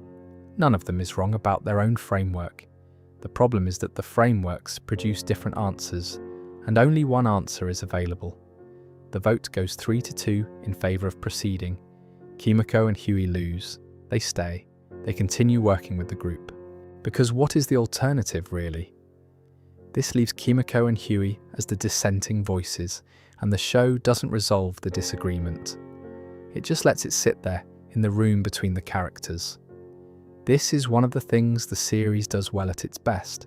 It doesn't always provide the comfortable resolution where the right answer emerges and everyone feels good about it. Sometimes the right answer isn't available. Sometimes you're just choosing between different kinds of awful and trying to carry whichever one you pick. There's also the matter of Samir, who is present for some of this discussion and who has no idea that the premise of his entire involvement is a lie. He's in this abandoned elementary school, contributing his expertise to a project he believes is righteous, doing the most important scientific work of his life, driven by grief for a woman who was killed by the man sitting across from him, telling him it was someone else. The show holds this without commenting on it directly. It doesn't need to. The discomfort is structural. What the boys need before they can do anything with the virus is confirmation that it works. They need a test subject, and they need one who is close to Homelander level indestructibility, so that if the virus kills the test subject, they can reasonably extrapolate that it would also kill Homelander. Enter rock hard. But before we get there, It's worth spending a moment with Kimiko specifically, because her position in the virus debate is not simply ethical, it's personal in a way that adds another layer. Samir experimented on her, not passively or incidentally. He conducted actual scientific research on her body, extracted data, treated her as a subject. The fact that he's now a collaborator in a project that the boys are framing as necessary doesn't erase that history, and Kimiko hasn't erased it either. She knows the truth about who killed Noman, and she is being asked to carry that knowledge silently in order to preserve the functionality of a plan that relies on the continued presence of the man who hurt her. That's a lot to ask. The show doesn't give her a speech about it. It just makes sure you can see it in how she moves through the scenes. There's also something worth noting about the specific framing of that same calculation Annie uses, the utilitarian arithmetic that the show positions as her framework. It's not wrong as arithmetic. The numbers are the numbers. But there's a particular kind of person who becomes comfortable using utilitarian arithmetic about lives very quickly, and the show is tracking whether Annie is becoming that person. The calculation isn't the problem. The ease with which the calculation becomes the answer might be. and Frenchie have arrived at similar conclusions through their own reasoning, but the speed with which Annie, who started this show fighting for transparency and accountability and the idea that power should answer to people, reaches for the bioweapon. Calculus is worth noticing. Huey notices it. He doesn't say much, he notices it. Rock Hard is a member of Teenage Kicks, which is, exactly as it sounds, a group of teenage supes operating under Vaught's contracts. They live together in a large house called the Kicks Crib and are, in the show's framing, the kind of content creator meets superhero hybrid that the Vought universe makes inevitable. Young, powerful, under contract, existing in the specific cultural space between professional athlete and social media personality. Rock Hard himself is something of a special case. He's made of granite, 30,000 pounds of it, give or take. His power is hardening. His entire body can become effectively impenetrable stone. And at some point, for reasons the show does not fully explain and seems to find mildly amusing, the process has become irreversible. He's 30,000 pounds of hardened stone. He can't move. He can't really do anything except exist in the house, attended to by the rest of the Kicks. There's a text-to-speech device that lets him communicate. That's what Rock Hard's life looks like now.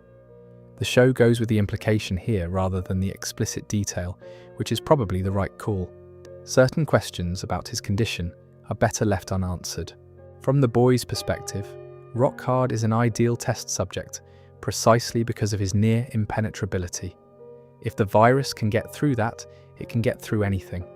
The problem they run into almost immediately is the obvious one. How do you get a virus into something that is definitionally not penetrable?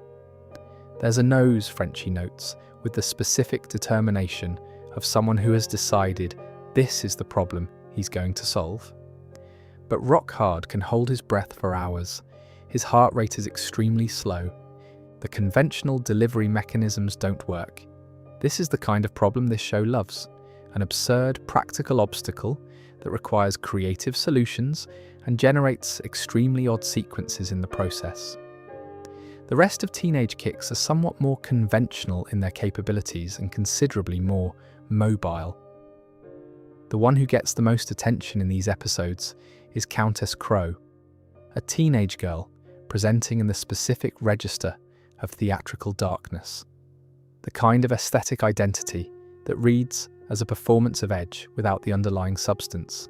She's trying to seem larger than life, more dangerous and mysterious than she is. Mother's Milk, who has a teenage daughter and therefore has a functional decoder ring for this particular register, accidentally gets on her bad side at some point during the episode. What follows is a slightly unexpected moment. Sits with her and asks her genuinely why she's there, why she's doing this, why she's risking her life in whatever way she's currently risking it. And Countess Crow, stripped of the performance for a moment, breaks down. She says she doesn't want to die. She misses her parents. She's a kid. Whatever contract she signed with Vought, whatever role she's been assigned in their cultural ecosystem, she's a teenager who has been given powers she didn't choose and pointed at a conflict she doesn't fully understand. And when someone asks her a direct question with real care behind it, the performance drops, and what's underneath it is just a scared kid. It's one of the quieter moments in episode 2 and one of the more effective ones. The show occasionally does this, finds the human thing inside the genre element, and when it lands, it's worth the rest. While MM is having that conversation, the other dynamics in the group are processing the weight of everything that's happened. Frenchie and Kimiko, after the friction of the ethical debate, find their way back to each other. Huey checks on Annie and notes, with a kind of careful directness, that she is hardened.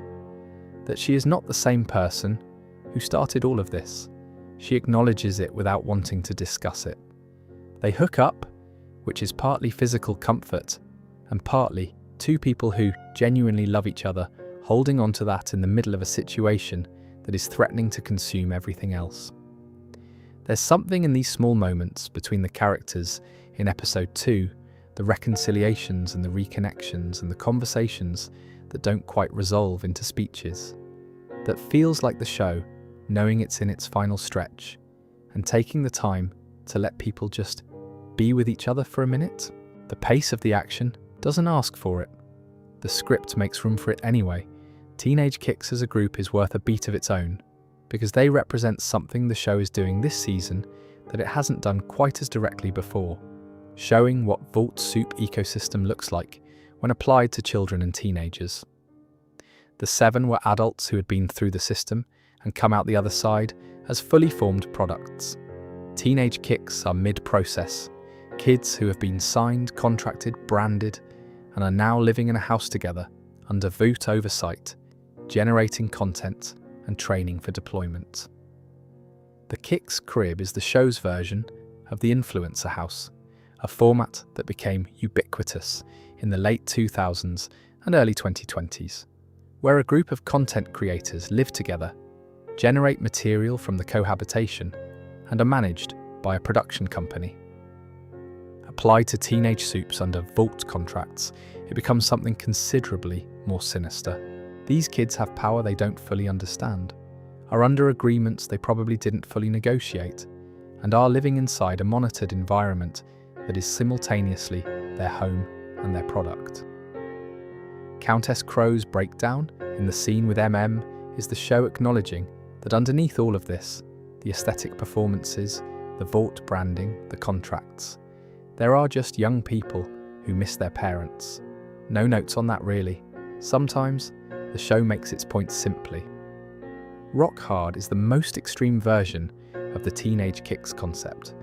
A teenager whose power has grown beyond any useful form, leaving him immobile, speechless, except through technology, dependent on the people around him in a way that inverts the whole premise of soupy power. He has the most extreme ability in the house, and the least agency of anyone in it. There's a kind of grim poetry to that if you want to find it. The practical problem the boys face with Rock Hard is one of those situations where the show commits to the absurdist logic of its own universe fully and without apology. The virus needs to get inside him. He is made of granite. He has no exposed skin. There is, as the episode somewhat bluntly establishes, one exception to his complete coverage: his nose. And his respiratory system is not entirely turned off. It's just extremely slow, and he can suspend it for hours at a time voluntarily, which means the window for delivering anything airborne into his system is narrow and dependent on him breathing. Frenchie, who approaches every problem with the specific energy of someone who has spent considerable time solving problems in environments where conventional solutions were unavailable, gets obsessive about this. He runs tests, he researches, he thinks about the biology. There's a sequence of Frenchie in problem-solving mode that the show gives just enough space to establish that he is genuinely engaged with this as a challenge, not just as a mission objective. There's something about him that finds intellectual pleasure in the problem itself, even when the stakes are grim. He eventually finds a way. The details are appropriately unpleasant, and the show handles them with the combination of visual bluntness and black comedy that is basically its default register for anything involving suit biology. The important thing is that he finds the angle and prepares accordingly. And by the time the Soldier Boy confrontation reshuffles everyone's positions and lands several people in the same room, Frenchie is ready.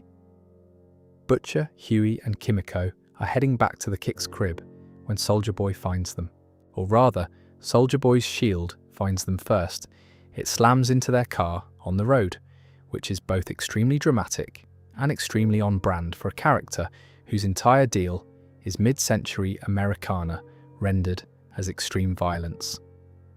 The confrontation that follows is the most action-heavy sequence of episode 2. Butcher and Soldier Boy meet face to face. It's been a while. The last time they saw each other, Butcher made the choice that Soldier Boy has spent the intervening period being furious about. The dynamic between Carl Urban and Jensen Ackles in this scene has the specific charge of two people who knew each other in a particular context and have since moved to positions where that context is irrelevant but the history isn't. Butcher, who is many things but not stupid, tries to use the situation. He tells Soldier Boy about the virus. Here we have a weapon that can kill any supe, possibly including Homelander. Wouldn't that be useful? Wouldn't that be worth not killing Butcher over, at least for now? Soldier Boy doesn't trust him. Given what happened the last time he trusted Butcher, this is not an unreasonable position. He escapes by throwing a car at Butcher, which is both physically dangerous and conversationally final, and the negotiation ends before it properly begins. What I find interesting about what Butcher is attempting in this scene is what it reveals about his current state of thinking. He's not trying to manipulate Soldier Boy in the subtle, patient way he might have done in earlier seasons. He leads with the most powerful card he has, the existence of the virus, because that's what he has, and he doesn't have time or inclination for subtlety anymore. It's a calculated risk dressed up as directness. If Soldier Boy believes him and sees the value of cooperating, the standoff ends, and they might gain a temporary ally. If he doesn't believe him, or believes him but doesn't care, Butcher has just told a very dangerous and unpredictable person about the weapon he's building. In the event, Soldier Boy doesn't cooperate, but also doesn't immediately tell Homelander about the virus. At least not in these episodes. What he does instead is go after the people around Butcher, which is a different kind of problem. There's something in the gap between how Butcher handles this confrontation and how he would have handled a similar situation in, say, Season 2 that marks how much has changed. Season 2, Butcher was manipulative, calculating, patient. He played the long game and sacrificed pieces he could afford to lose. Season 5. Butcher throws his strongest card on the table in the first few seconds because waiting feels like a luxury he no longer believes in. The compression of his strategy is itself a kind of damage, and the show is watching it happen clearly. There's also something worth noticing about Soldier Boy's immediate move after the standoff fails, targeting Huey and Kimiko specifically, on the basis of who they are rather than any threat assessment. He's not going after Butcher's most capable allies first, he's going after the ones his prejudices identify as lesser, which is both character consistent and tactically stupid. But Soldier Boy's prejudices have never been modified by feedback from reality. They've been protected from it. Soldier Boy, having failed to get what he came for from Butcher directly, makes a different choice. He encounters Huey and Kimiko separately. They've been sent in a different direction during the chaos of the confrontation, and his reaction to them is shaped entirely by his own specific prejudices. Kimiko is Japanese. Huey is, from Soldier Boy's perspective, insufficiently the kind of man Soldier Boy respects. He sets two members of the Teenage Kicks after them, Jetstreak, a flying supe, and another super influencer whose power set isn't entirely clear, but who is enthusiastic about the job.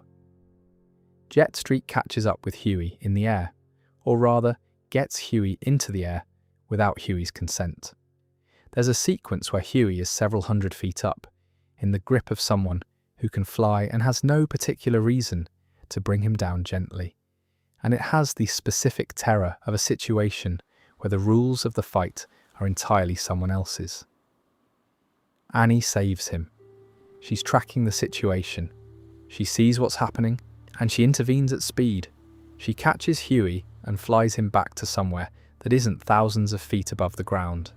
It's a clean rescue in the physical sense, quick, decisive, no ambiguity about the outcome. What's less clean is Annie in this episode generally. The show is doing something careful with her over the course of these 2 hours, tracking the specific quality of someone who has hardened without fully becoming the hard thing they're becoming. She is still, fundamentally, Annie. She still rescues Huey. She still cares about the people around her. But she's making choices in these episodes. Going along with Butcher's lie to Samir, treating the virus as the plan rather than as one possible plan, accepting a certain amount of moral collateral damage in the name of necessity, that are shifting her in a direction. Butcher has been watching this. He told her in some earlier exchange the show references, rather than depicts, that she would need to become a monster to win this, and she told him she wouldn't. And now, in these 2 episodes, the show is showing us what it looks like when someone is wrong about that in ways they haven't noticed yet. There's a dynamic in the Butcher-Soldier Boy confrontation in this episode that I find worth a bit more attention than I gave it earlier. Butcher tells Soldier Boy about the virus because it's the most useful piece of information he has. It creates a possibility that Soldier Boy might agree to cooperate rather than simply kill him. Butcher is not sentimental about information. He uses what he has, but the specific choice to tell Soldier Boy about the virus also reflects Butcher's current position on the moral spectrum. An earlier Butcher, the Butcher of seasons 1 or 2, would have found a different play, one that didn't involve handing your most powerful card to someone you can't fully trust. The Butcher of season 5 reaches for the most direct available option. The chess player quality is diminished. He's moving toward the endgame by force of will rather than by strategy, and the difference is starting to show in the choices he makes. There's also the matter of Soldier Boy's racism and homophobia, and the fact that he targets Huey and Kimiko specifically because of who they are. The show doesn't editorialize this, it just shows what he does and who he does it to. Soldier Boy is a product of his era in the specific sense that he has never been given any feedback that would have caused him to question those positions, because the world he came from, and in some ways the world he's woken up into, rewards them. Jensen Ackles plays this without winking at the audience. It's not played for comedy, it's just presented as the thing that it is. Frenchie has been working on the rock-hard problem, the nose, that is his avenue in, and by the end of the sequence inside the Kick's crib, he's found a way to deploy the virus in the same room as Rockhard and the other supes who are present, Jetstreak, who is now also in the house following the chase sequence, and at least one other member of the Kicks. He exposes everyone in the room to the virus. Rockhard dies, the delivery mechanism worked, Jetstreak dies, the virus worked on him too. Whatever doubts existed about whether this bioweapon could actually do what it claims to be able to do have been answered, at least as far as these test cases are concerned. And Soldier Boy, who was in or around the situation during the confrontation and got caught in the exposure, is also infected. Outside the Kick's crib, Homelander and the Deep have arrived. Homelander apparently had intelligence on where the boys were operating, or Soldier Boy's pursuit led him there, and he's watching as things wrap up. There's a moment where Soldier Boy is brought out on a gurney, bagged up. Homelander's face is complicated again, doing the specific thing Anthony Starr does, where several emotions run beneath the surface without resolving into any single, readable expression. He's not sure, the show suggests, whether he should be glad his plan to use Soldier Boy as a weapon seems to have played out, or whether the loss of the only person he thought of as a father should mean something more than tactical advantage. Then Soldier Boy, in the body bag, in the back of an ambulance, sits up. He's alive. This is the final image of episode 2. Soldier Boy, eyes open, clearly not dead from the virus that just killed Rockhard and Jetstreak. The virus worked on them. It didn't kill him, or it hasn't yet. Or something about Soldier Boy's specific biology is different enough from the other supes that the results don't apply to Homelander either. If the weapon doesn't work on Soldier Boy, the extrapolation to Homelander becomes much shakier. The whole plan was predicated on the idea that a supe of sufficient physical resilience succumbing to the virus confirmed that Homelander would also succumb to it. But Soldier Boy didn't succumb to it. He survived it. And Soldier Boy is, in terms of raw physical power, broadly comparable to Homelander. The show doesn't explain this yet. It ends the episode on the image and leaves the audience with the question. Which is the right call? The ambiguity is the point. We don't know yet whether Soldier Boy survived because of some specific quality of his physiology, whether the virus is slower acting than Samir believed, whether it works differently on different supes, or something else entirely. All of those possibilities carry different implications for the boys' plan, and none of them are reassuring. It's worth taking a moment to think about what this ending does structurally for the season. The boys now have a weapon that they believe could kill Homelander. The weapon has been partially tested and shown to work on supes who are not quite Homelander.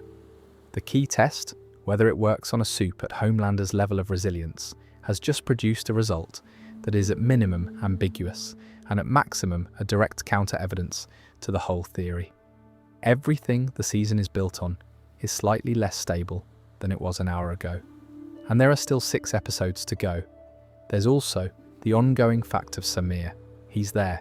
He's continuing to work with the boys on the basis of a lie about who killed the woman he loved.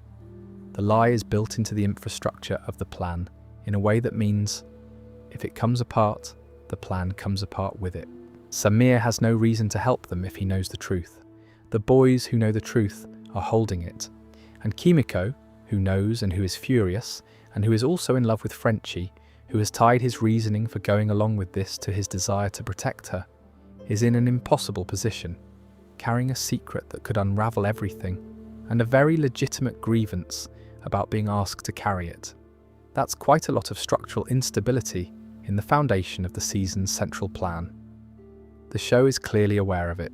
One thing I keep thinking about with that final image, Soldier Boy sitting up in the body bag, is what it says about the boys' understanding of what they've built. Samir is brilliant. The science behind the virus is presumably sound. Rockhard died. Jetstreak died. The virus works. But Soldier Boy is a different kind of supe. His specific biological architecture, the way Compound V expressed itself in him after decades, the way his powers developed and stabilized over a much longer period than most modern supes, might be different enough from the template that the virus interacts with it differently. This is actually quite a precise piece of writing if you think about it. The show established in Season 3 that Soldier Boy's power set has unusual properties. The ability to drain other supes' powers, for instance, which is not something other supes can do. His biology has always been slightly off the standard Vought templates. It makes sense retroactively that a virus targeting super biology generally might not behave identically when it encounters his specific version of it. Whether the show intends to explore this or simply uses it as a narrative complication is an open question, but it's not arbitrary. There's a logic to why Soldier Boy, specifically, might survive something that killed the other supes in that room, and the season will presumably make use of that logic. Homelander's face in the final scene, watching the body bag, not sure how to feel. Is Anthony Starr doing that thing again, where several things run underneath the surface simultaneously? He deployed Soldier Boy as a weapon, and the weapon apparently failed. He also, somewhere in there, is the person who talked to his father at the foot of a bed and felt something about it. Both of those are true at once. The show holds both of them without resolving them. That ambiguity is the note the episode ends on, and it's the right note. clean resolution would be satisfying in the short term and would undermine everything the season is clearly building toward. It's worth stepping back at the end of these 2 episodes and thinking about what the 2-hour premiere has actually accomplished as a piece of television. Because preambles in final seasons can go wrong in specific ways, they can be so preoccupied with recap and world establishment that they forget to be episodes. They can rush past emotional beats because the plot machinery is demanding to be set up. They can front-load so much loss and bleakness that the audience arrives at episode 3 already depleted, already wondering whether the remaining 6 hours are going to be worth the emotional cost. These 2 episodes mostly avoid those traps.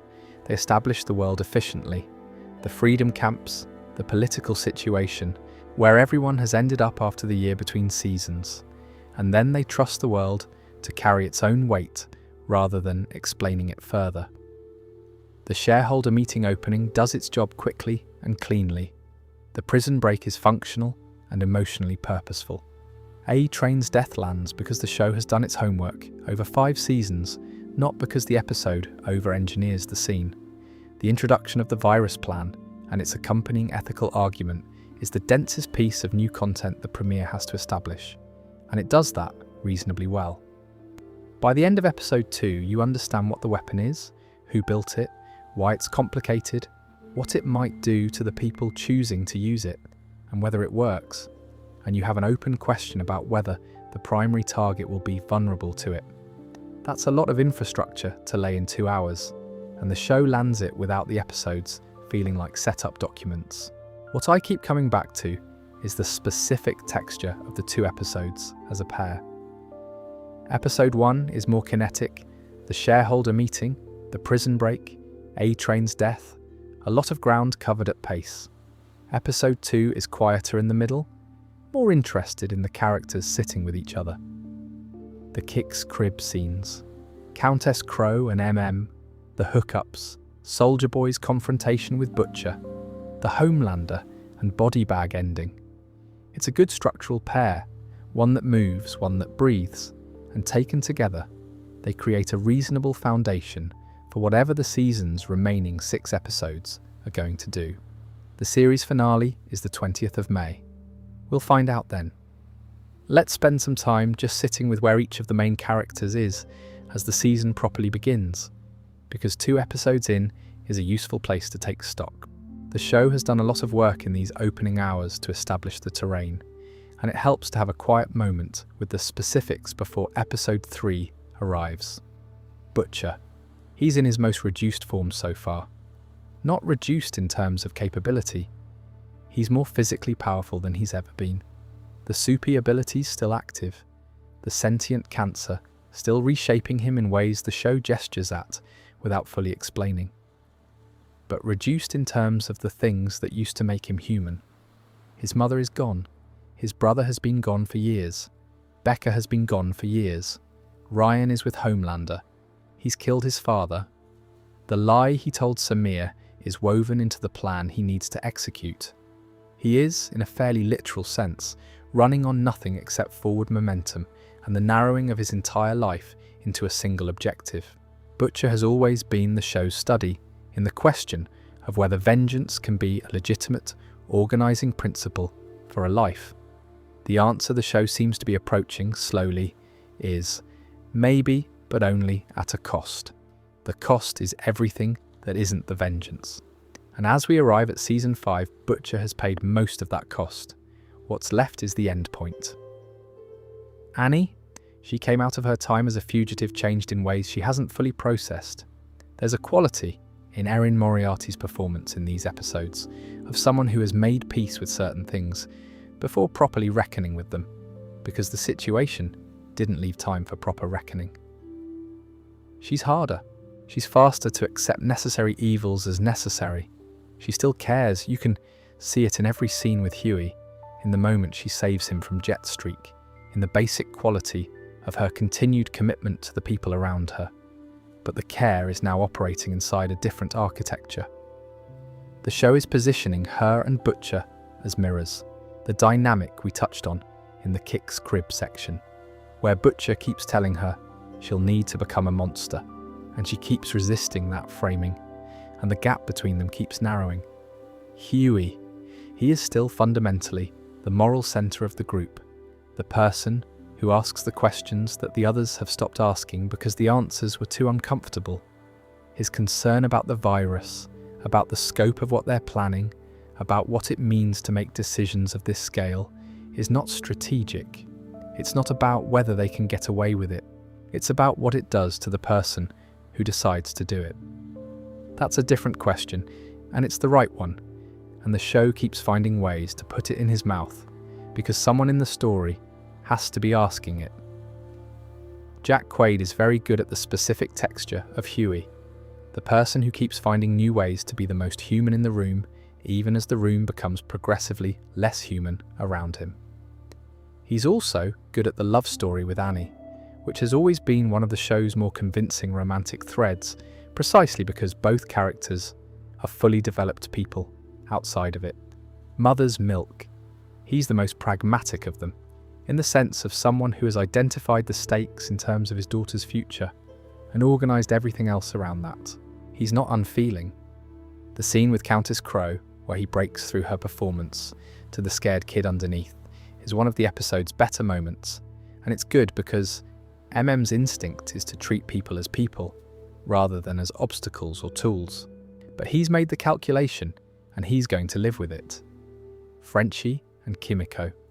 Their dynamic this season has the friction of two people who love each other and are on different sides of a moral question that isn't going away. Frenchie's decision to stay inside the virus plan in order to protect Kimiko has a certain logic. If it's happening anyway, better to be inside it than outside it.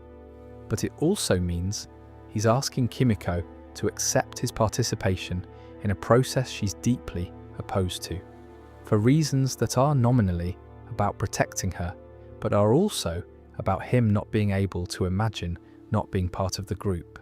Kimiko knows the truth about Newman. She's carrying that. It's going to cost someone something eventually. The specific quality of their relationship in Season 5 is worth a moment. They've been one of the show's most consistently interesting pairings because they communicate through such different modes. Frenchie verbal and enthusiastic and emotionally expressive, Kimiko historically non-verbal and precise and physically present in ways that substitute for speech.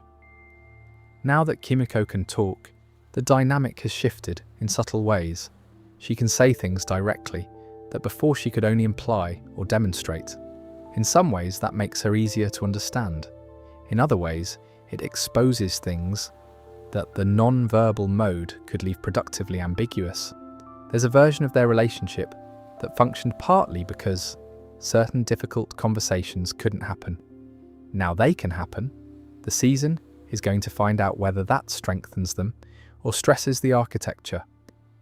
Karen Fukuhara is doing exceptional work with the shift to a speaking Kimiko. Once the initial awkwardness settles, she finds a way to keep the character's specific quality intact. The same person, just with a new mode of expression, which words she chooses, how much she still communicates without them. It's clearly thought about. Homelander, more isolated than ever, which is saying something. He killed A-Train, who was one of the last people in his orbit who had any genuine history with him.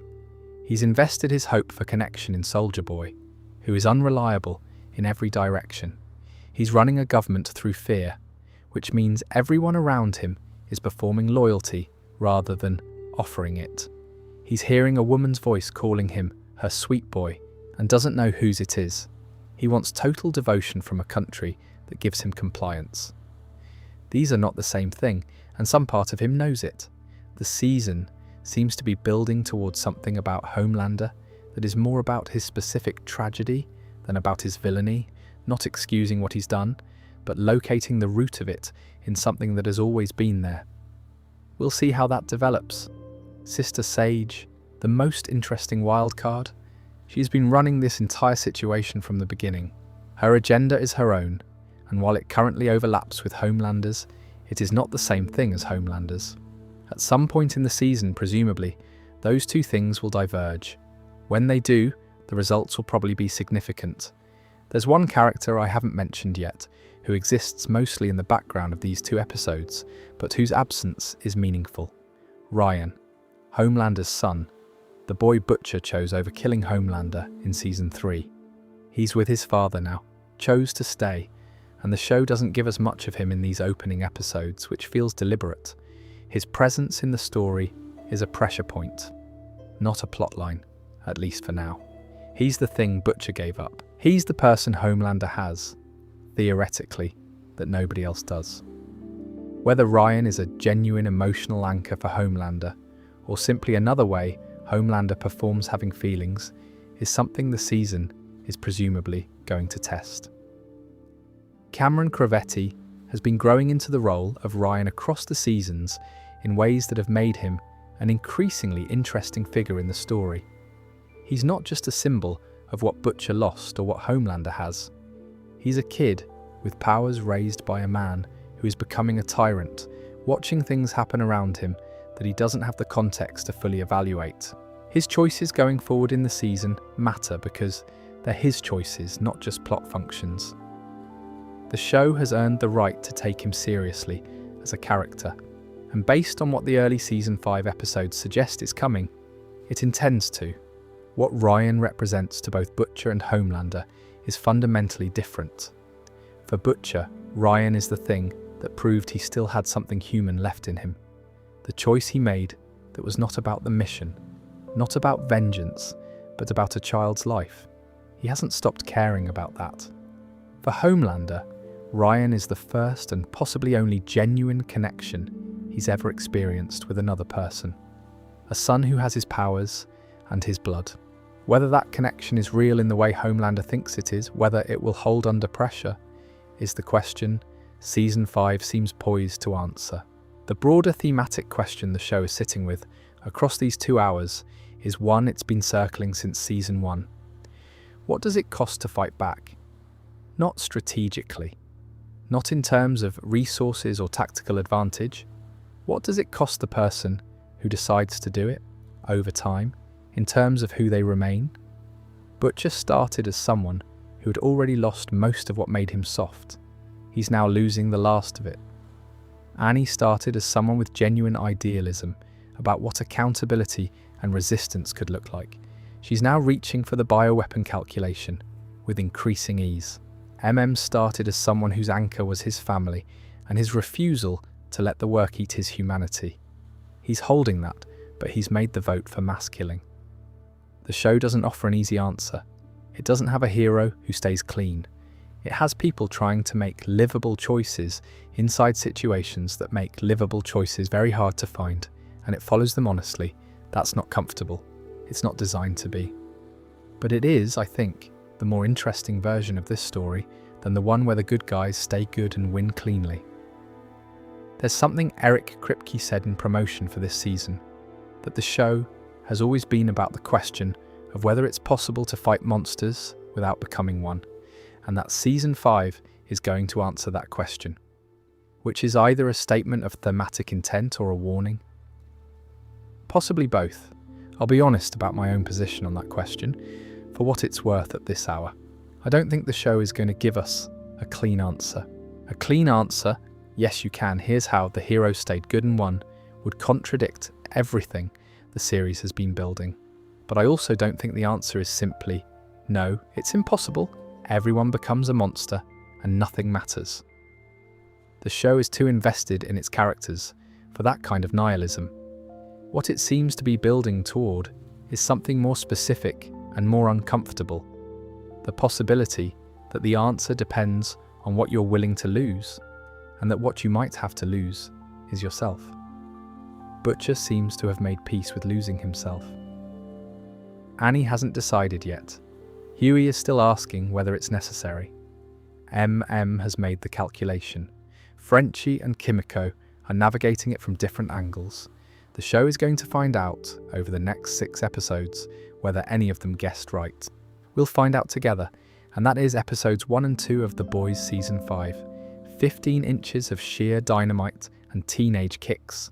A proper, substantial start to the final run of the show, full of things worth thinking about, and a death that genuinely mattered, and a final image that leaves you uncertain in a way that feels intentional rather than cheap. We've lost A-Train. We have a weapon that may not work. Soldier Boy is alive and angry and out in the world. Homelander is hearing a voice he can't identify. The lie at the centre of the boy's plan is still intact but fragile. And there are 6 episodes left to sort all of this out. I said at the start that there's something strange about being here for the final season of this show, and I'll come back to that for a moment before we close. 7 years is a long time to spend with any group of characters. The Boys isn't a comfortable show. It never has been, and this season is not softening toward the end. But there's a quality in these 2 opening episodes that feels different from the seasons that came before. A kind of deliberateness, a sense that the people making it know exactly what they're doing and are choosing carefully where to spend the remaining time. A-Train's death is carefully placed. The virus and its complications are carefully introduced. The character moments in episode 2, Countess Crow and MM, Frenchie and Kimiko, Huey and Annie, are given space they could easily have cut for pace. It feels like a show that knows its ending and has decided to end with its eyes open. Whether that produces something satisfying in the final reckoning, we'll find out. But the foundation looks right. A few final thoughts on craft, since we have a moment. The score across these 2 episodes is, as it usually is on this show, doing a lot of quiet work. The music in the A-Train death sequence, in particular, is restrained in a way that serves the scene, letting the performances carry it rather than underlining emotionally what the writing and acting are already doing clearly. The direction handles the tonal range well, the black comedy of the worm, the brutality of the confrontation at the camp, the quieter register of the Kix crib character scenes, without any of it feeling mismatched. These 2 episodes were directed by Philip Skritcher, who has a long history with Eric Kripke going back to Supernatural, and the comfort of that collaboration shows in how confidently the episodes move between registers. There's also something worth saying about what it means to be watching this show this late at night, in this particular format. The Boys is not exactly relaxing content in any conventional sense. It's not peaceful, it's angry and uncomfortable, and sometimes genuinely upsetting. But there's something about revisiting it slowly, at this pace, taking the time to sit with the details and the character work, and what the show is trying to say underneath the blood and the satire. That's a different experience from watching it at normal speed, responding to the plot. You notice different things. The grief underneath the anger, the care underneath the cynicism, the fact that a show this dark is also, consistently, a show that loves its characters. That's worth something. Maybe that's enough for tonight. I'll be back for episode 3, Every One of You Sons of Bitches, which dropped on the 15th of April. If you want to catch that one when it goes up, subscribing is the way to make sure you find it. No pressure though. It'll be there whenever you need it. But for now, that's everything. Wherever you are, whatever time it is, I hope this was useful company for the end of the evening. Take care of yourselves, and I'll talk to you next time.